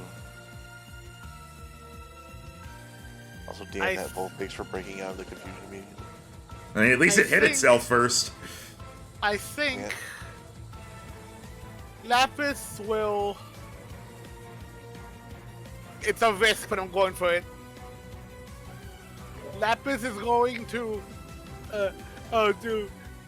begin because it's more like it's covering in the air. Because more like he already recalled Felix. It's going to fly over, making spins in the air to try to be able to show itself off a bit more to the lights. As it finally ends up flying and landing around here. And as it's doing so, it's go again to try to again. Just notice like a faint little like vibration noise coming from its wings, and it just gets louder and louder. And then soon it just lands right by Vulpix, as you just hear, amplified by the vibrations of its wings. Yeah, as it goes for supersonic. And that's Oh. aimed. Who's that aimed at? Vulpix. All right. And remember, FX4 is an effect. Sadly, she got 2 3s. Really? Oh, you should have went for the damage. I honestly was afraid it would just end up missing too, so pretty much like. So I was afraid of that. You have Aerial Ace. You have an auto hit move. No, I don't. I got rid of it. Oh, why would you do that? Because he's not flying type anymore. I just like to have auto hit moves in case. Shori. Oh boy. Well, it's not I- over yet. I like, because of the movement stuff, I might have like saved stuff, but I didn't win anything either. Yeah, you definitely didn't get any points. Yeah, so. She lost points, so in this case, Shori is going to go for it. So Shori is going to lay down on the stage, and it's going to start making its arms go in a rippling motion. And as it does so, it starts to slowly move across stage. And as it moves, you'll almost notice the stage moving with it, as it makes ever-increasing ripples in the water that remains from the rain dance at the beginning. And as it keeps slapping down the ripples, they get higher and higher and higher as they start almost lifting Shori off the ground. And then they do, and you know Shori is just straight up pulsing across the entire stage with its slightest movements. And then eventually, as it goes up and off the ground, it slams back down and sends out a massive wave across it in all directions as it uses Surf. All right. I will bend this stage, this audience, and this contest to my will. Yeah, that'll hit. Well, that hits everybody. Yeah, And that's pretty to, and that is pretty decent damage to taste Jared- my little bowl of DiMaggio's. Jero takes reduced damage. Yep, so that Tiro takes 4 less, so... Oh, and then also has the defense boost, so it takes 6 less, for a total of 20 damage. Still good. Yep. Alright. I hope the audience likes that. I feel like I've been doing better with my fluff this contest. You have. You look at the points board. Cayde and Aidan, you both have 85, and Yuki has 80. Oh, right there. So it's not quite as tight as it was before. Oswald is still at 30. Nobody cares about him anymore. Poor boy. He like Oswald. left a while ago. Oh. Feels Okay, bad. Oswald. He's gone. He left. bad. Titan. All right, the ghostly spirit possessing this golem is starting to feel a bit sleepy, but it's going to deliver another punch before it goes down. All right, so that's another 19 fire damage. All right. And remind me, what does the friend ball do? I have one of those. Well, first off, Snorlax is burned. Oh, that helps. And let's see, Friend Ball. Friend Ball, gain experience slightly faster. Well, that's not that useful on a Pokemon that's already fully evolved. I'll just use my last Great Ball. All right. Come on. Yeah! Oh, let's see. It's got a really fucking low catch rate. So let's see. But it does have a status now. He has a status. It's below half health, and you're using a Great Ball. Snorlax always has been a bitch to catch. You throw the ball, and it hits the Snorlax in the stomach for pulling it inside. Come on. It wiggles on the ground for a moment and clicks. Yeah! Nice. You have caught Snorlax. Welcome aboard, Chestnut. I love the name. That is because the #1 eating champion in the entire world is Joey Chestnut. Ah, I get it. I That's forgot about that. That's good.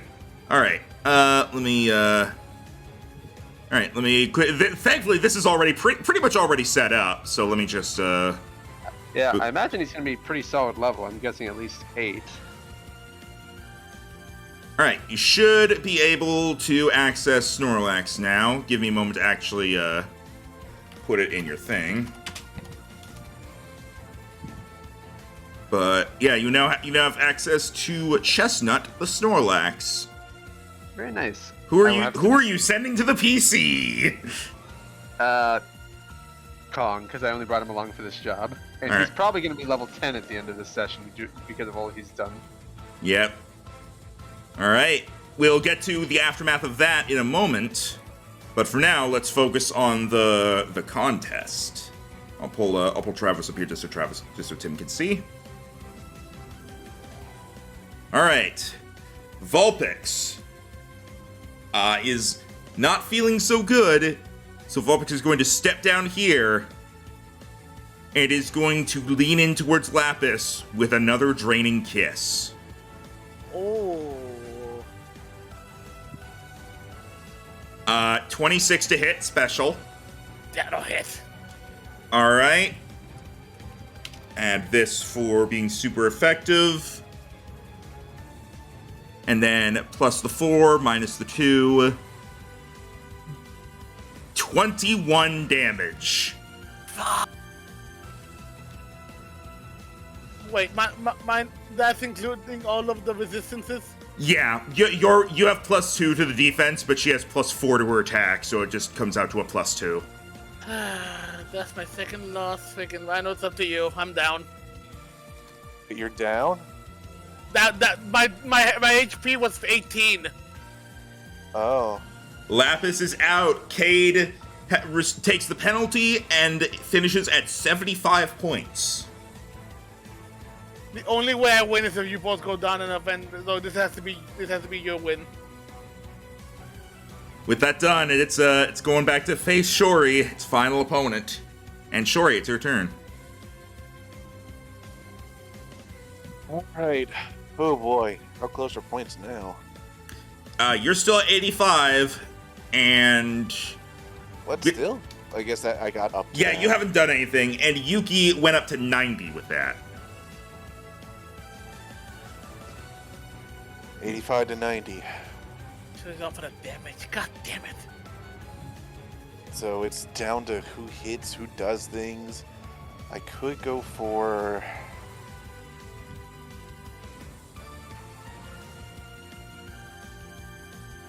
Do I trust a coin flip? Do I go for damage? I'm wondering if an NPC is going to win a contest. Oh, you know what?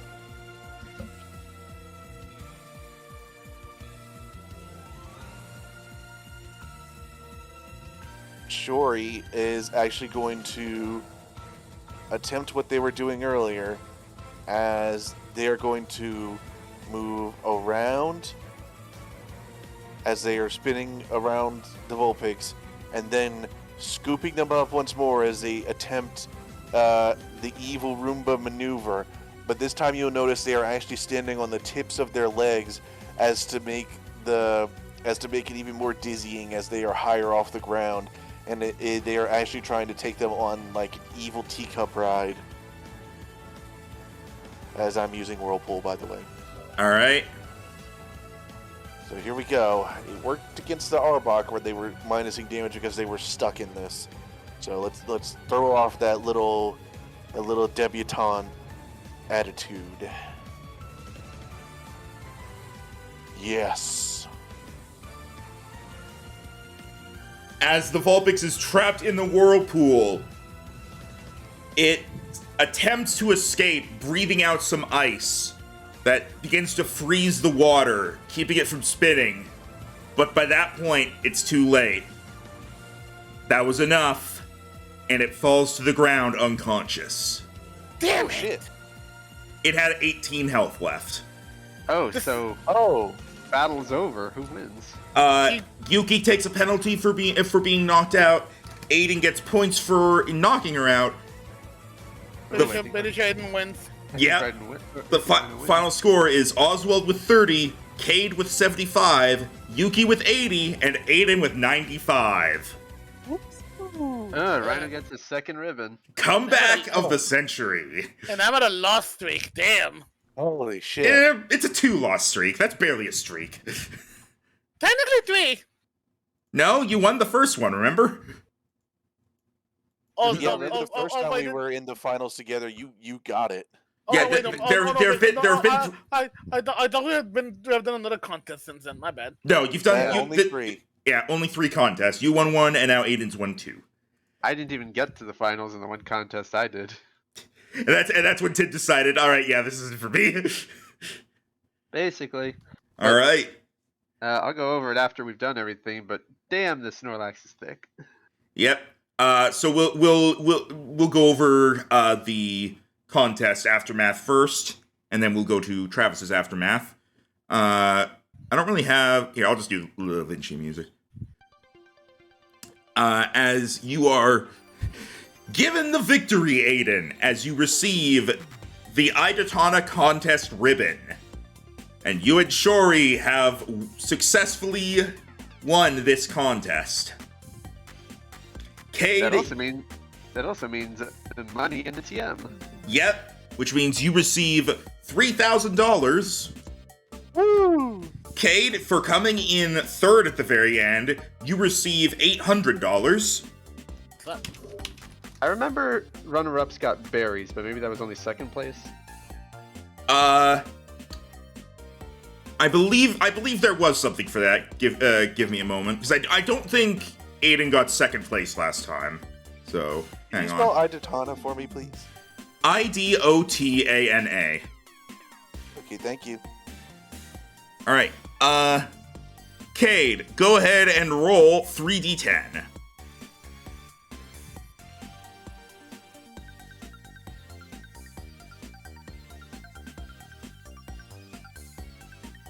Alright, you get an orange berry, a citrus berry, and a persim berry.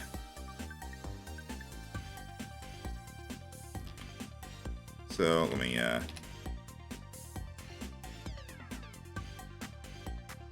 This will be our 8th TM. there we go. And, yep, so you receive $800 and those. And for the TM...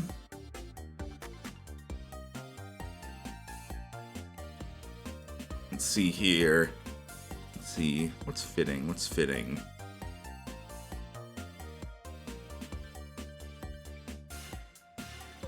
You know what? Yeah. You are going to receive... You're going to receive a TM...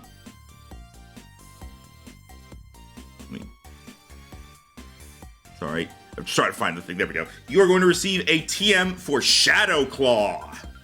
Ooh. Ooh. Ghost type move, very good. Very cool. Very cool. So I will work on adding that real quick. Muramas already has that one, so no use on him, but might be useful on different things. Alright. Let me just go through all this as I'm assuming with that done you get your victory and you're gonna I'm assuming you're gonna go backstage and such as they kind of do like the contest sign off and all that. All right. Okay, Shadow Claw. So yeah, this Snorlax is higher level than everything on our teams. It was level 10. Whoa. He's Level a what? 10. Level 10. Ooh. He had a maxed out attack stat at 13, and he has a special defense of 22 because he has +3 in it. Damn, he's thick. And he has, while his movement speed is slow at 15, his health is 220. Wow. Yeah, he is the thickest on our team. And his moves include Earthquake, Hammer Arm, Giga Impact, Heavy Slam, Rock Slide, and his ability is simple. It gives him stab on ground type moves. Yep. And he has a trait that no matter what berry he eats, he gets to add stab. He gets to add stab and hit points he recovers. So if he eats a citrus berry, he'll get big heals, but no matter what berry he eats, he'll get a little bit of healing.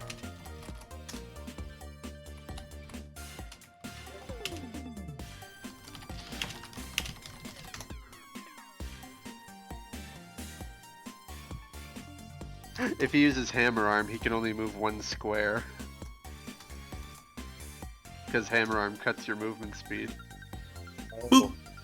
There we go. You should be able to see Shadow Claw now. Alright. It's a pretty basic hit hard ghost move with the extra thing that it has a better crit chance. Yep.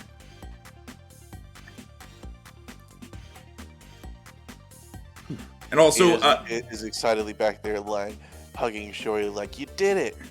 regarding Snorlax's simple ability, you are allowed to change what type he gets stabbed with anytime you level up, or since you just caught it, you could change it right now if you wish. It's not too bad where it is, because he also has Earthquake. All right. I held back on using Magnitude with the Titan because we were right next to a bridge that we were trying not to destroy. Yeah, thankfully it didn't get destroyed because Snorlax was focusing its earthquakes outwards. So, Oh, it's like fuck this bridge. as you successfully took care of the Snorlax problem. Here, let me I'm gonna take you guys to the Pokemon Center just for this. I've almost caught up to you guys. I'm only 1 Pokemon behind you guys now. You both have 13, I have 12. Right. So, Travis, after you catch the Snorlax, Ignatz approaches you and is like, well, it's not quite what I expected, but, well, that frees up our path. Well, I just had the realization of, well, it's a wild Pokemon, so why not? That's certainly a fair point. Glad you were able to come and help out. Seems the League didn't feel like doing anything about it. It's fine. Although, aren't you the rock type expert? I figured you would have been equipped to handle this. Not with my Pokemon. Bridge would have been pretty much in danger if I tried going at it. That's fair enough. I was very surprised to see it had Earthquake, but hey, mine now.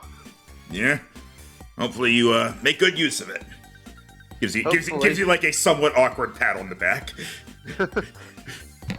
So anything else, or? That's about all we needed. It allows us to get through to Daijun Village. We're moving our mining operation somewhere else. Finished down here. Alright. I'm gonna head back to town and see if I can catch a ride to Flage. Tamarack is expecting me. Alright, thanks again for the help. Sure thing.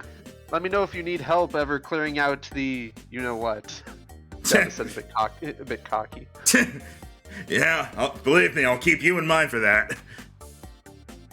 Alright. Alright, so he's gonna head back to town and see if he can catch a ride to Flage, but he'll call the others on his phone and be like, so yeah, that blockade, it was a Snorlax. Mine now. Oh, nice. Really? Yeah, strong one too. Nearly brought the bridge down with Earthquake. Well, they don't really have any natural predators, so they can pretty much go where they want. He was definitely pretty tough, but, well, he's part of my team now. I'm gonna head over to Flage and meet with Tamarack. You guys need me for anything? I think we're mostly just recovering now. Alright. Who won? Me. It was very close, though. I don't know if you caught this the first time around. The new ice type expert was there. Oh, interesting. Well, good job. Only one more. If you win just one more contest, you won't have to compete with Cayde anymore. Yeah, I think he's gonna be relieved at that.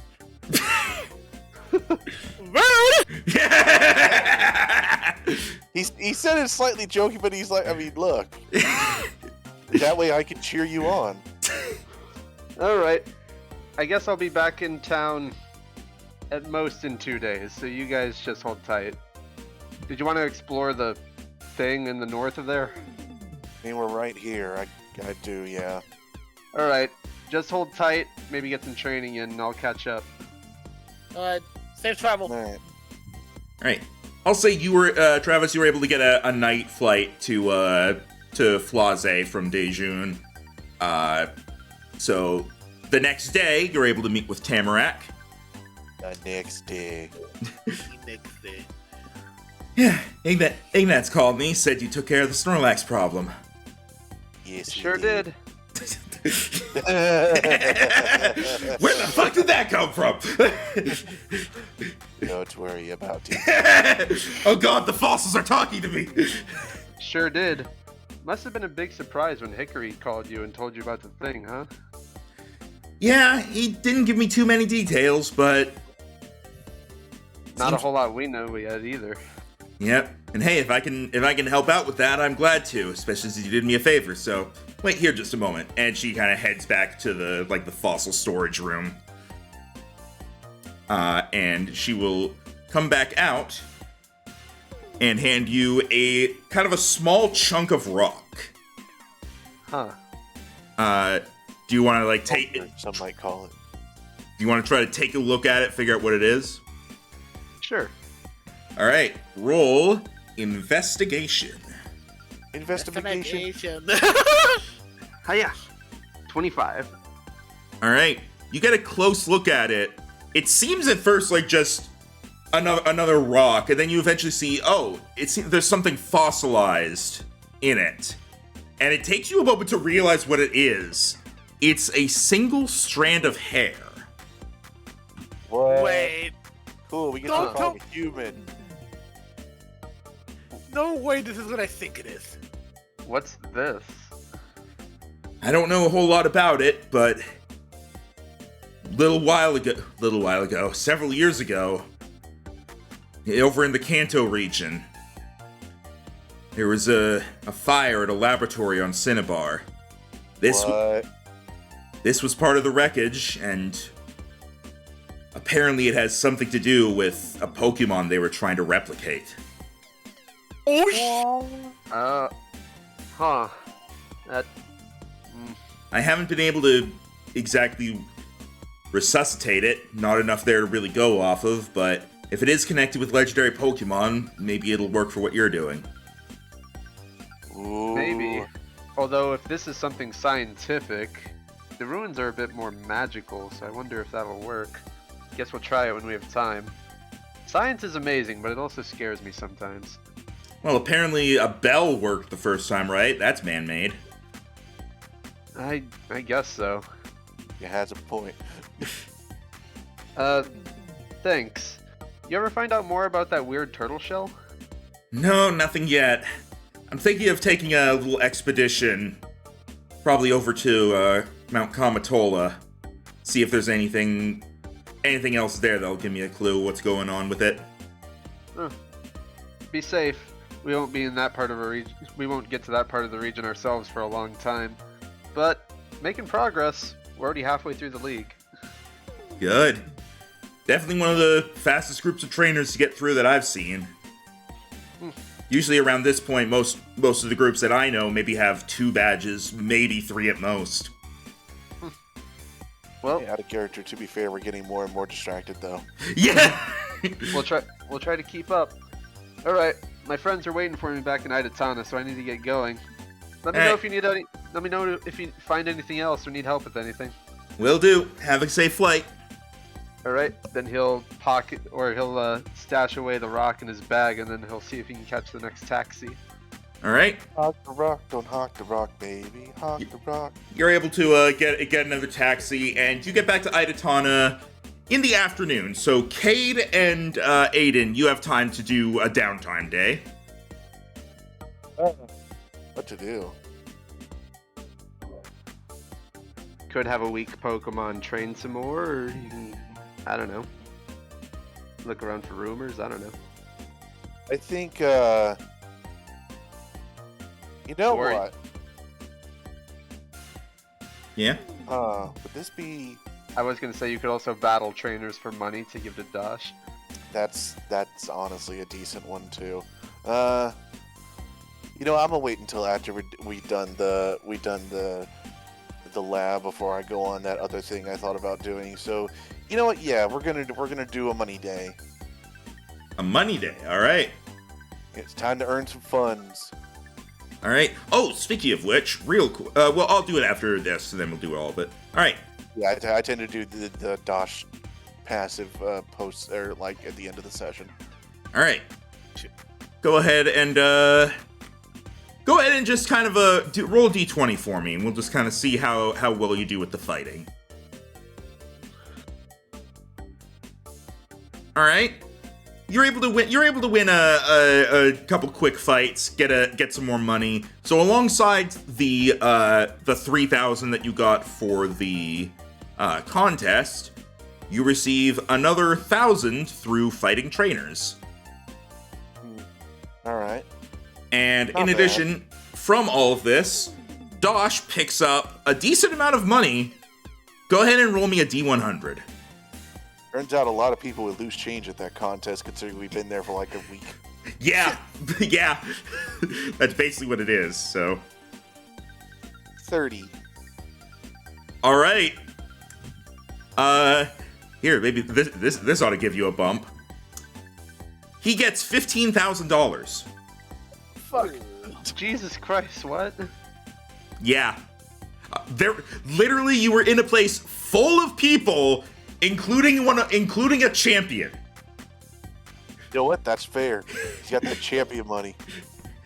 He probably did some pickpocketing, but still. which, by the way, did he even say anything at all? Even when they won, or no? He said one thing, and it was at the very end. That was a very good battle. Oh, thank you. Gives a nod and goes back to writing. Oh boy, he doesn't talk much, does he? You will have noticed, like, over time, like, as the contest went on, the judges would occasionally, like, glance out of the corner of their eyes. You get the feeling they're thinking, why is he here? You get the feeling he's also thinking, "Why am I here?" I mean, It seems like this was just like a publicity stunt they tried to do or something. I mean, to be fair, what else are they gonna do while they wait for people to get the late badges? they could have helped out with the thing you were doing. You know, they could pursue like terrorists. Or Oh, so true. or just do fights for fun, or train, or go to, or travel, or whatever. Anyway. By the way, I'm dumping another 5K into Dosh. All right. Now you're so much closer. You're suddenly like, let's make that go faster. Well, hey, I dumped 2K into him last session. I know, but 5K is like a leap up from what you've been giving him. Well, I mean, What I is got it? some money. What is it at now? He is just past 80 grand. We're getting there. Could you please do something about that extra 200? I don't know what you want me to do, and then it makes my money weird. Well, Give like it I to said someone before- else. I don't know. Like I said before, Rhino, if you're willing to pay me back, I could just give you 20 grand. And then you'd have a Goldango. I'm not in that much. He's honestly getting there faster than I expected. Bear in mind that's because you just had a contest. Yeah, so I imagine it's gonna slow down again. But I'm trying to get him. I'm getting him. Where am I? He has a reasonable growth rate of interest. Interest rates. Good. All right.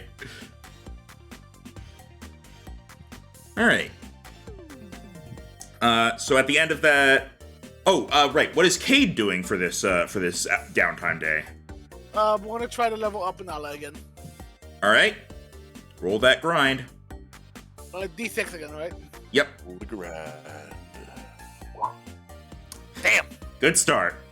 Nope. Yeah, that All right. happening. And it's late that afternoon when you guys are in the Pokemon Center and Travis shows up. Ah, finally back. Welcome Did I back. miss anything? Yeah, the end of the contest. But luckily, nothing unexpected happened. Well, Tamrat gave me something really weird. He'll dig in his bag and pull it out. She said this is some sort of weird fossilized DNA strand from a Pokemon that was being developed in Kanto, not something natural. So it's an artificial hair? Quick correction. It is a fossilized hair from which they were trying to develop a clone of a Pokemon, using it as a basis. They were trying to use. Some scientists found this, and they were trying to duplicate it in a lab on Cinnabar, but the experiment went wrong, and the lab's no longer a thing. The fossil of a hair? Huh. I don't Yeah. really. A fossil I would don't, be made of like a single strand like that. I don't really know Kanto that well, so I'm not sure what this could be part of. I mean, it has to be something with hair, but it doesn't exactly make the list any more reasonable. Well, that does check off any of the legendary birds of Kanto at least. Yeah. Do you think we should try it? I don't know. Did you guys want to go back to the ruins so fast, or do you want to go explore that base? I mean, the base was what I had my L in so far. We could go do the base first, level up a bit, and then go back to the ruins. I'd say Yeah, I'd say the base, considering it is the closest thing here. Plus, I know for a fact. Aidan Q wants to check it out, see if we can find out anything about Although- you know what. It does make me wonder what this could turn into. The bronze bell or the brass bell became a crystal bell. Something to find out later, I guess. maybe it'll just turn into the actual hair. And then they can actually use it on it. Or maybe it'll clear out the fossil and it can actually be revitalized then. Well, let me look So at my depending- let me look at my Pokemon team might before we be head a out. really good idea. I don't I know. don't know. Uh, I mean, look Let at me look. Raimi. I think he was a great success. True, but not everyone can be as special as Raimi. Raimi is still on Aiden's belt. this must be some crazy fossil if Tamrat couldn't revive it. I mean, it also just might not be enough.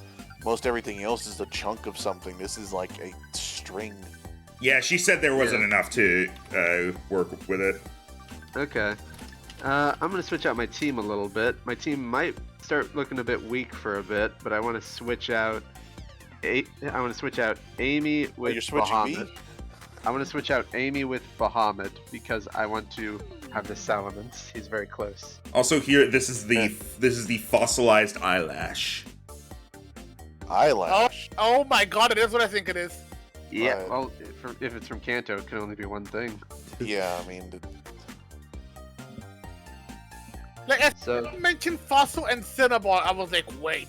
Or Lab and yeah, Cinnabon, I was there's like, like wait. one thing it could be then. All right. That's Well, out like, of we know that I can't not so much. Yeah. Let's go ahead and. Also, this has got to be like in a little carrying case or something.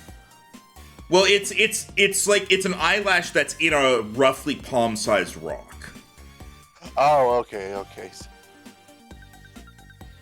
Remember, it's fossilized. Yeah. Yeah. So I think what I want to do is I want to trade out Bahamut for Amy and Chestnut for Facial Flare. Because Chestnut's already level 10. He doesn't need more XP. You're not okay. All right. Did Chestnut raise the cap for everybody, or is he kind of the outlier? He raised the cap for everybody, but I mean, we're probably going to have some other things get to level 10 and soon.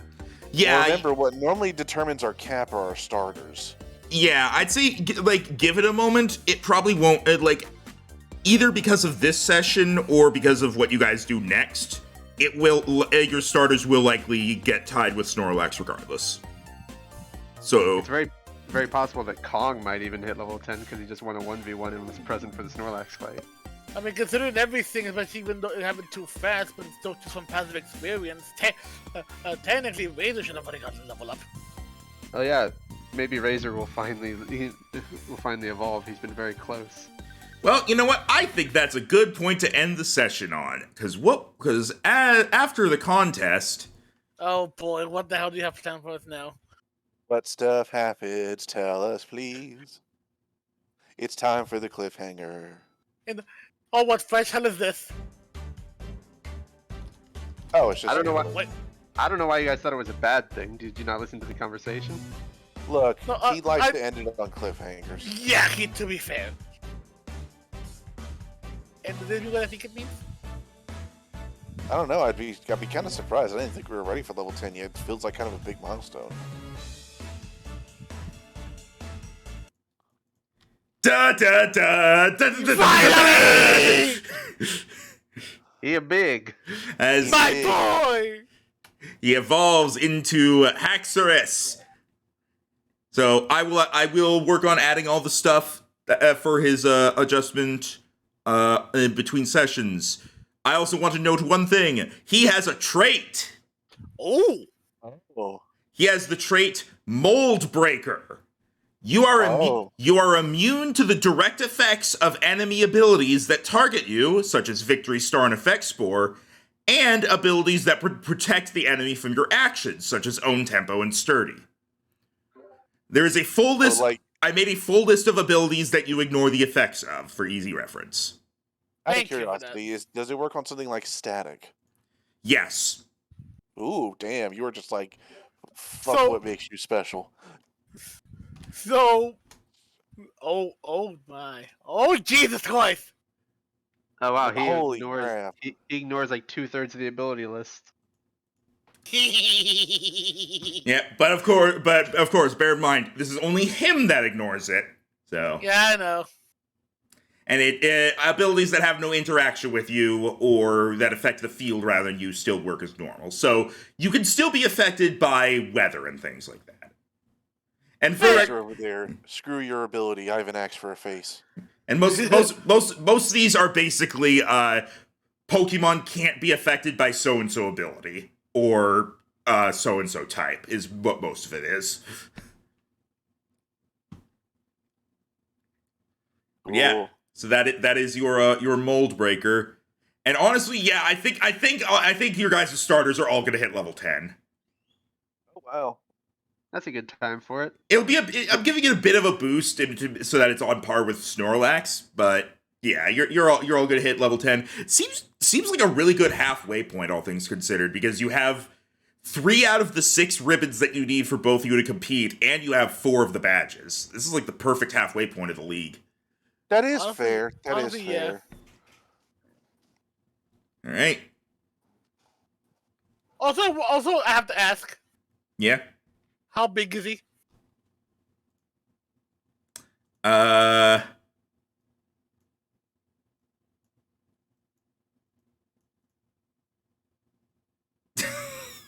That's still Fracture, but he's a 4 square now. So he big. Yeah. He be huge now, and the first thing that happens is he tries to jump into your arms. God! And then he hugs you with his face. Fun fact, Haxorus weighs 232 pounds. Oh, neat. Like, Haxor! Give the man love a you tree too, and leave buddy, him but alone. please get off. It's like Ash and Bayleaf. Yeah, pretty much. He nuzzles you. You take Oh Lord. Roll damage. Oh, dear. you take 2 points. He learns not to do that eventually. Don't worry. Eventually, not now. Whether your nose survives is up to chance. Oh God. So with this, you guys all have fully evolved starters, and out of all the Pokemon you have on your team, I think only. I'm not gonna count Chikorita. I'm counting like how many have not evolved. I'm not counting Chikorita because Chikorita would have evolved if not for story stuff. So that's special. I still need to get Bahamut to Salamence, but he's very close. I think my only unevolved one for me is Artorias, Declaw, and Zircon. And Dosh. I also have And Dosh. Willy. I also have Willy and Dunwick. Yeah, there's 9 Pokemon total that are not fully evolved, but it's also worth noting that includes the Pokemon you caught while fishing that I don't know if you'll ever use. Yeah, I'm not sure if I'll ever use Willy because I have grass and water covered in other places. Yeah. We'll see. We had a bunch of evolutions recently. We have Well, stuff. admittedly, around this level in the games is when you get a lot of evolutions. Yeah, we have a lot of stuff that is very close, like Nala and Bahamut. All right. So, And luckily, once we get past level 10, we'll be swapping out Pokemon a lot more, I think, despite the fact that we do it a ton right now. Yeah. Because I'm also things won't be learning moves as much, and so we'll just purely be trying to get them to that kind of final plateau.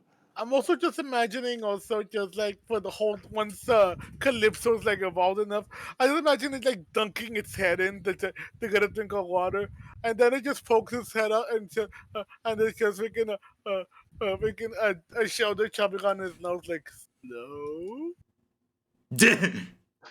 all right. The transformation happens, Slowkey looks to you, I know Kung Fu. Science. So we're gonna head north to the nearby base. Yep. So, we're going for the cliffhanger. Here's what I'm going to do for this. There it is. You guys make your way. Making our way. The next day, you all gather up. You make sure your Pokemon are how you want them, and you head to where the map sort of showed you to go. It's a bit of a rough location. Everybody do a survival roll or perception. Survival or perception. On it. Should I do both? If you get a nat 20 with one, you could do the other for fun. You said survival or perception, Oh, well, right? sorry. Yeah, either one, your choice. Can I use my passive survival? No. All right. So 2 17s out of 22. You're able to track your way down to where you want to go. At least you Who think needs so. the river room? You find like some just some parts of the tree, some parts of a forest, a small forest. You find some trees that have been very clearly removed by humans. There's like an unnatural sort of clearing that is like perfectly round, but there's nothing there. What? Hmm. Throws rock. Is it underground or invisible? That's what I was seeing. Maybe there's an illusion. Throws rock. You throw a rock. I throw a rock. It goes through the air and hits the ground. You know what?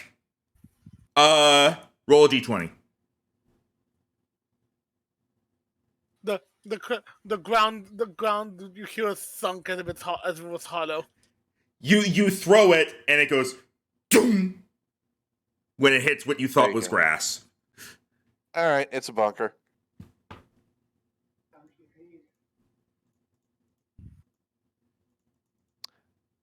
How do we get in there? So I wanted a good cliffhanger. And that's where we head. There you go. Quip. That was what I was looking for. With the new ribbon, new Pokemon, new evolutions, and a new strange fossilized eyelash thing, you continue on your journey, not only to conquer the League, but also to figure out what's going on with all these other oddities you've come across. And now that you've found your way to what seems to be the location of one of Cayde Space Technologies' old backup laboratories, how will you get inside? What will you find there? What will you do there? I don't know, I think that's basically all the questions. These answers and more. Tales of interest. See you all Right now, we're doing it. We're doing next a double. time. Oh, sad face. I am not. I am not doing the next one. I'm sorry. Triple length. Cool kid, no, I'm not reading that out loud. All right. Just no. All right.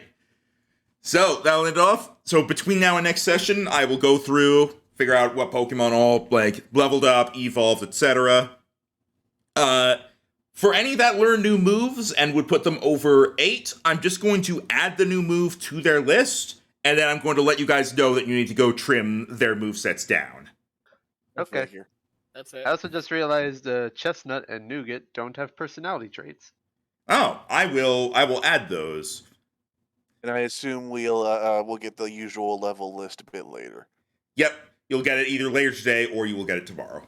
Hi, Quinny. Oh, Welcome to the end of the stream. Rip. All right. We're going to end off here. And next time, I'm curious how big of a session next one's going to be. I might end up needing extra time to work on the map because I honestly wasn't entirely sure you guys were going to go here immediately. Well- Here, might as well. Yeah, because it was right here. It's kind of Yeah, before we found the blood. fossil, we were like, this is right here. Probably just go to it. Yeah, but I wasn't sure if you guys were going to wait until later, decide if you wanted to get stronger or something. So We don't know I'm how gonna- strong everything in here is. I'm just gonna come out and say it. I wonder how it'll work when the three of us have to face Mew. I guess you'll We find face out. Mew Either- and Mew, no, and they here's all the just have question. randomized movesets. No, here's the question. If this was in a lab and they were working on that, will it be just the Mew or will he be joined in too?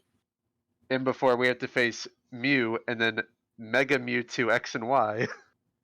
Honestly, I thought it would Come on, just be the little mystic trio. There's like Mew, Celebi, and whatever the third one is. Jirachi. Jirachi? They're not connected though. Yeah, the only meaning connected, that wouldn't make sense. Yeah, Rhino, fuck your idea. Don't get me wrong, it's a good idea, but also, how would that even work? Yeah, I will say it this is definitely this is not going to be I will also say you're not going to fight every single legendary and mythical Pokemon through the Chamber of Legends. It's just going to be a few select ones. I would think so, because it would be really weird to fight a Genesect in there. Yeah. Although it is convenient that we just got a ghost type TM before we have to face a psychic legendary. That wasn't even deliberate. I'm just making sure the contest TMs aren't the same type as the ones you get from gyms.